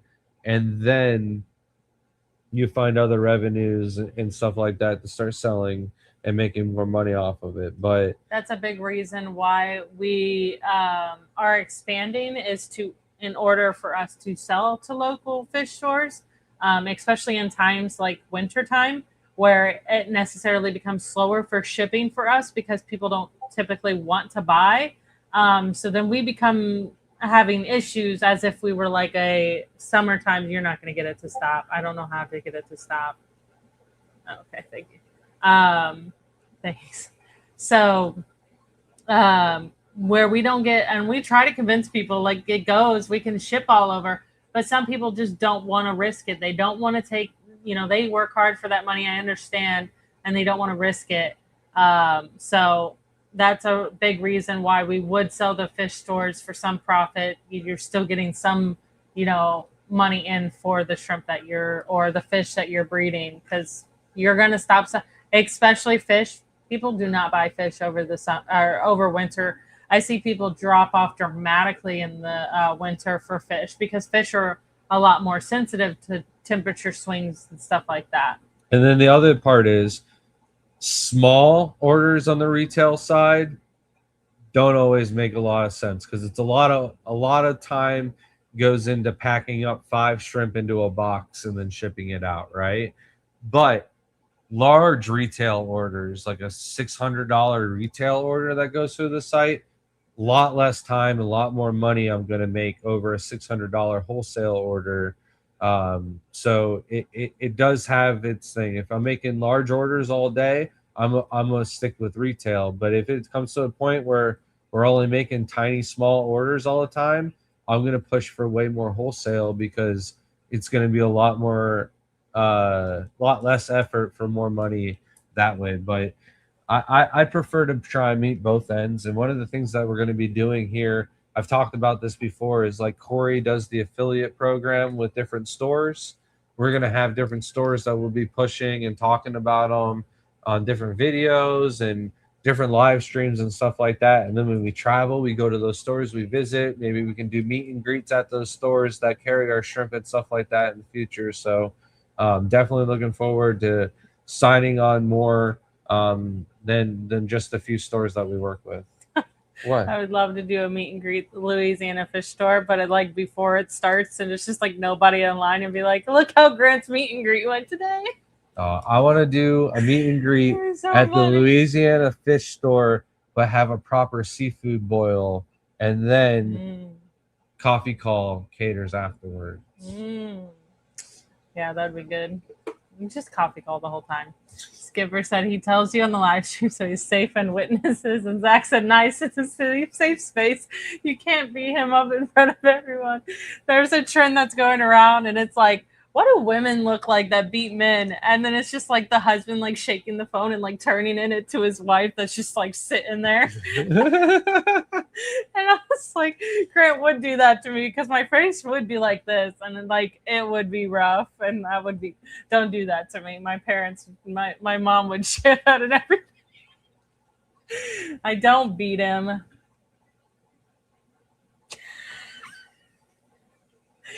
Oh, before you know it, in the comments, it's gonna be like, wear red next time if she beats you.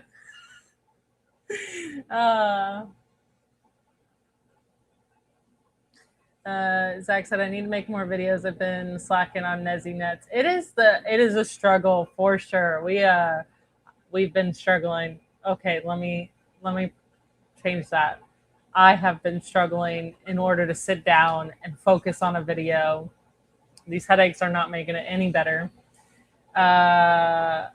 David said, another huge piece of advice for selling shrimp, especially online, is being very polite and thoughtful when communicating with customers. It really goes a long way and keeps people coming back. That is true. That is true. Yeah, definitely. Being why I try to understanding. tell people, don't hesitate to ask any questions. You need any help or anything like that, just let me know. It's my full-time job. If I got nothing better to do than answer people's shrimp-related questions all day. Well, I know about vehicles and cars and stuff like that. I'm not your guy, though.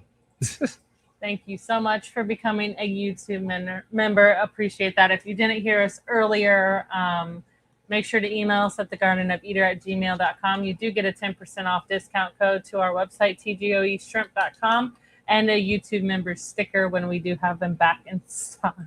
Stephen P. said, just imagine your audience is naked. I try not to think about that, Stephen. Have you seen some of the people? Some folks may be big gulpers. I honestly think I couldn't, in acting, that's been told a lot to imagine your audience naked. Like, I literally don't think I could stop laughing if I thought of people naked. I couldn't. Some folks may be big gulpers if they weren't thinking about the audience name. Oh, naked. Do you go to Aquashella, Chicago? Yes, we will be going there. We go to all the Aquashellas, mainly because we run the shrimp contest, but also it is one of the better events for us to go to and vend. And it is kind of a priority, or a reason why it prioritizes over the Keystone Clash and other events. Shelby has taken a step down from her job at West Marine, and part of the only reason why we're able to do that is because of these shows, traveling, getting our names out there, and nobody does it better than Aquashella. It just sucks that the Keystone Clash is literally second best, and we're gonna have to miss it. So Yeah. I think the Keystone, even if we don't make a profit like we would want to, it's just about hanging with the people. It's always been a good group at the Keystone Clash, and I enjoy it because it just feels like it's like a family reunion, and it feels like I have to miss my family reunion this year. But at the same time, we have our family in Aquashella too. Yes. And to say that it's so hard to choose between the two. Most of you are watching that go to the Keystone Clash, but not watching. Harley watches sometimes, but Harley also goes to all the Aquashellas. Sam Scales is going to all the Aquashellas this year. We've got Sabu. We've got a whole bunch of people. Oh, wait, Sabu might go to the Keystone Clash. I don't know which one Sabu's going to go to. That's in his own backyard. Yeah. Dang. It's close. Yeah, he'd probably go to that one. But yeah, and bummed out it's not going to be in Genevieve. LA, but it should be next year. Yeah, it's okay. But we might be in LA this year. No. The flight wasn't bad, but like we just like lucked out with the flight, you know? Like I'm just so scared to keep flying that way. Nah, it was great. Yeah, the one flight. No issues. But like, yeah. I'm looking forward to it. I know. I gotta stop doing that. It's gonna make you go by yourself. If you want me to go by myself, that's fine. And I won't book you into this talk that I'm doing in California either, but you want to go, don't you? No. All right. She'll want to go when I mention I'm going to the Monterey Aquarium. Sabu is going to the Clash. So you're gonna have to miss Sabu too. Dang it, Sabu. Another boyfriend not coming. I look forward to meeting Harley one day. Yeah, he's cool. Him and Grant are very, very similar, and it's kind of freaky how they found each other. And then like the similarities that just keep popping up. I'm like, you're freaking me out. And might be related somehow. And no, Jenna, I was saying that it would be cool to do something like that. We're planning on doing like an affiliate program. And the Louisiana Pet Store happens to carry our shrimp already, so that's why I used them as an example. But that would be the ideal one. Do a nice crawfish boil at the store, get some coffee called beignets catered in, and have a little meet and greet. That would be awesome. There's a Texas Aquashella this year, right? Yes, there's a Texas Aquashella. So we'll be driving through. But yes, so we will at least stop by at least once this year. Skipper said, I'll hook you up with Disneyland tickets when you come back. I don't know if we want to do Disneyland with how limited time we have. Like, I appreciate the gesture, but yeah, I'm not a Disneyland person. But maybe you guys have a better Disneyland than ours, because I hate ours.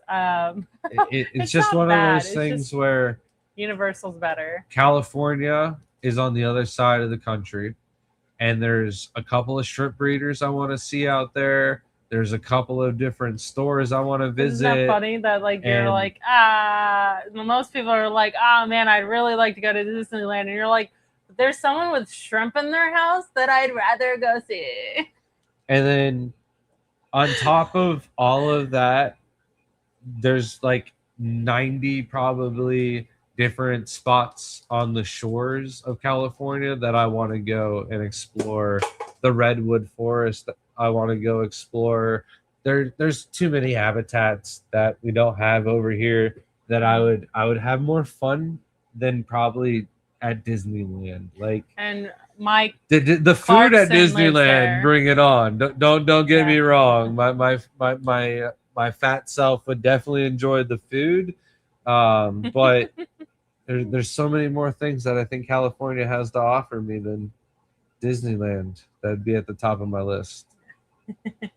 I think and Mike Clarkson's out there, so we Uh, did tell him we would come visit. Not just that, but we also have Forrest Gallant who's out there who we would be able to go aquascape his tanks. And I know you hate the food. You might hate the food at Disneyland, but there's certain foods that I would I want. don't think I've ever had the food at Disneyland. There's like certain desserts that I would Rainforest I would Cafe, want. and then I had like a Rainforest something. Cafe is separate. You can go to in Rainforest Cafe It was in Disney. somewhere else, not related to Disney. Yeah. But I do have a topic, and there's 5 minutes left before we'll probably end here tonight. If you're going to have a shrimp tank, you might as well maximize it by including other things in the aquarium. Number one would be plants.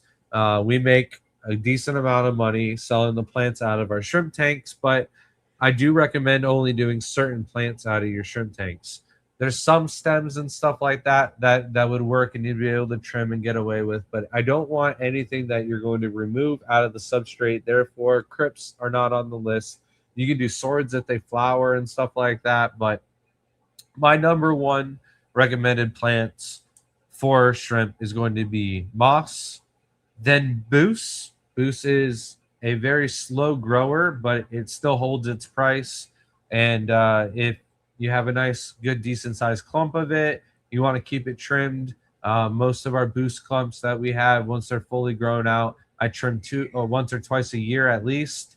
And I fetch a good amount of money off of each one of those Boost clumps. They're pretty sought after. They're pretty in color, and they're easy to keep and take care of in just about any freshwater aquarium. Right after Boost is Anubias. Very similar, slower grower, or it's just a slow grower as Boost, but it's just as easy, and it might be a little bit cheaper, but you can find varieties that grow a little bit quicker, get a little bit larger, and they still fetch a good price tag. Even at our local aquarium clubs, Anubias still is like $5 per Anubias, no matter what size, where it is, etc. Then it's going to be ferns, not just Java ferns, but Bulbitis. And then pay attention to our other social medias. We will have a fern that we don't have any clue what kind it is. So we're going to be looking for an ID of that one. We got a bunch of them just popping up in Shelby's fish room, so it's kind of cool. But yeah, Bulbitis, incredibly beautiful, slow grower, but it sells, and it always sells for more money than what I want to spend when it pops up in our local aquarium auctions. So can't go wrong with Bulbitis. Then you've got floaters, red root floaters, if you can keep your splashing down to a minimum. But the mini Salvinia and some of the other like frog bit varieties and stuff like that grow very well in shrimp tanks, and they do sell for quite a bit of money. Riccia is also a floater and a moss at the same time, sells very well for us. I can go on with more plants, but running out of time. Those are the best ones, the ones that we make the most money out of on our shrimp tanks. Then you're going to have tank mates. By far, hands down, the best tank mate is going to be snails. A lot of snails don't fetch a lot of money, though. So stick with, for Caridina shrimp, there's not a lot that you can do. But I do recommend having some type of Malaysian trumpet snail in the aquarium. They're not a big money maker, but we are selling them for 10 of them for $10 a piece. It's $1 a snail. Not $10 a piece, 10 pack for $10. It's $1 a snail. We throw a bunch of extras in there, but it's still extra money. In our Neocaridina ponds and tubs, we can do ram's horn snails, which are more sought after, and you can fetch a little bit more money for the blues and the reds and stuff like that. By far the best are the rabbit snails. We do those mainly in our Sulawesi tanks, but they still do well in our unheated Neocaridina ponds as well. And tanks, not just ponds. And they do fetch $10 a piece or more. So they're definitely great to keep in your aquariums. Not everybody likes snails, but there's nothing better. Nothing is going to do better at cleaning up and won't stress out the shrimp either. So right after snails, though, are going to be the aquatic isopods. These things are great cleanup crew, get through all the little nooks and crannies and stuff like that the shrimp can't get to. And they are not going to predate on shrimp like the scuds will. So they sell very well. We sell a good amount, like 40 of them a week. And at one time, we were selling them just out of a little 7.5-gallon aquarium. So you can definitely maximize your profits by adding some isopods. I don't think they do nearly as well in Caridina tanks than they do in Neocaradinas, but a little addition, if you can make some little extra money, go for it. Then I'm just going to add in this no fish to maximize your profits. There's all these people out there that, oh, my shrimp are breeding just fine in this tank, da da da da. They probably have a lot of fish, a lot of breeding females, and they need to realize that if there are fish in the tank, they are going to have less clutches of babies, whether it's stress of predation, not enough food in the tank, one way or another. These fish are going to cause the shrimp to have less batches of babies per year. Thank you, Volpez. Appreciate you signing up. If you do want that membership sticker, you can let me know. Yeah. But with saying that, I am also doing a topic on maximizing profits. You can do a guppy, a snail, a pleco, and a shrimp in an aquarium. Get breeding from all of them and maximize your profits. However, the lack of breeding that you get from the shrimp, you're going to get breeding in the other fish like the plecos and the guppies. So you will maximize your money by getting more fish to breed over your shrimp and still getting your shrimp to breed. But this is really for those who don't have a avenue to sell hundreds of thousands of shrimp. This is for somebody who has a club meeting and, hey, I can bring some shrimp, some guppies, some plecos, some snails to every single meeting, throw some plants in that mix out of one tank, and you're making a pretty good amount of profit out of that aquarium every single month. I always say you should be able to make about $40 in profit a month per 10 gallons that you have in your aquarium. So it's definitely doable, and hopefully those tips will help out. The last one that I have, if you're trying to breed shrimp in an aquarium, stick to one type of shrimp. That way you maximize your profits. One color, one variety, one species. You won't have competition or anything like that, and you'll be able to maximize your breeding efforts of that one type in that one tank. Get another tank for another variety, and you'll get twice the amount of breeding that way. So I didn't think this was going to be as successful as it was. I literally came up with this topic 30 minutes before we posted the live. I think less than. I think it was 20 minutes till. So, yeah, I appreciate you guys for watching, hanging out this week. Next week, I can't even remember what I think I'm going to do on water chemistry.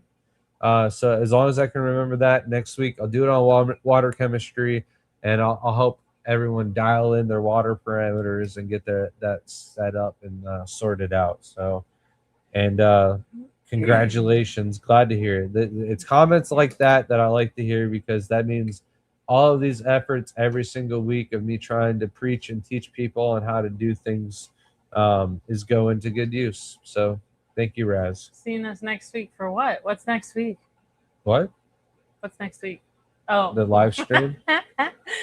Sorry. He got you with that too when he Raz, said see you tomorrow, and you're like, well, what do you mean? What are we doing tomorrow? We're going home, right? I'm like PTSD from traveling. Sorry. And Raz Aquatics, I absolutely love that. And I hope the next comment that we get from you is, thanks to you, I did my first video. I can't wait to see it, and I hope you can do it. That doesn't have to be the next comment, but No, we look forward to comment, so seeing that was comment in the kidding. future. Thank you guys. Have a wonderful night. Appreciate it. Oh, wait, we didn't even talk about Skipper and Oh. Skipper's family and We're not everything gonna do like a that. whole live stream about that. Just real quick, Skipper and his family came in to Florida. They were going to do the whole Disneyland thing and everything like that. They dedicated a whole day to come over here and hang out with us. Like, who does that? That's special. His daughter and son got along great with our kids. And of course, Skipper and his wife are privileged to hang out with, share stories, got to show them not just our aquariums and the backyard ponds and everything like that, but we got to take them to a little bit of our backyard Florida. And both ice cream stores. In both ice cream stores. That's right. That is right. Yeah, it was nice.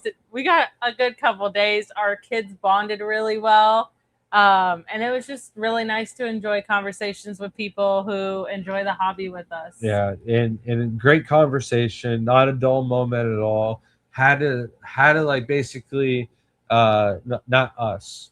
Skipper's wife had to basically go, hey, they've got other stuff they got to do. We got to get moving. And I'm like, They oh had to yeah, get going. I got stuff I got to do, right? So the time flew by. Incredible people. One of those families that we wish lived way closer. If that was the case, we'd have a lot less boring days in our life because we'd be hanging out with them or hanging out with Zach or be hanging out with Tim and the amount of people all over the United States that just don't live in Florida. What a shame. Yeah. The wrong people are moving to Florida. That's all I got to say. Yeah. But can we box them up and send them back and then bring all of our friends and monopolize Florida with all the fish people, please? And then maybe we could save our rivers and systems and everything else like that. Let's not get into that conversation because that's a whole live stream. But please, Skipper, you're welcome to come back anytime. Bring the family. We'll go to our good hibachi spot next time. We went to ramen, which they wanted to go to ramen, and then they get hibachi, and I'm just like, hey, Went to our hibachi I got a hibachi spot. It's way better than this. But yeah, they don't get different types of food up where they live, and I go, hey, listen, when we go to Pennsylvania, I know the one thing that I can count on. The food's going to be bland, very, very bland. I do not look forward to eating food when we go to Pennsylvania, except for the Philly cheesesteaks. Those are great.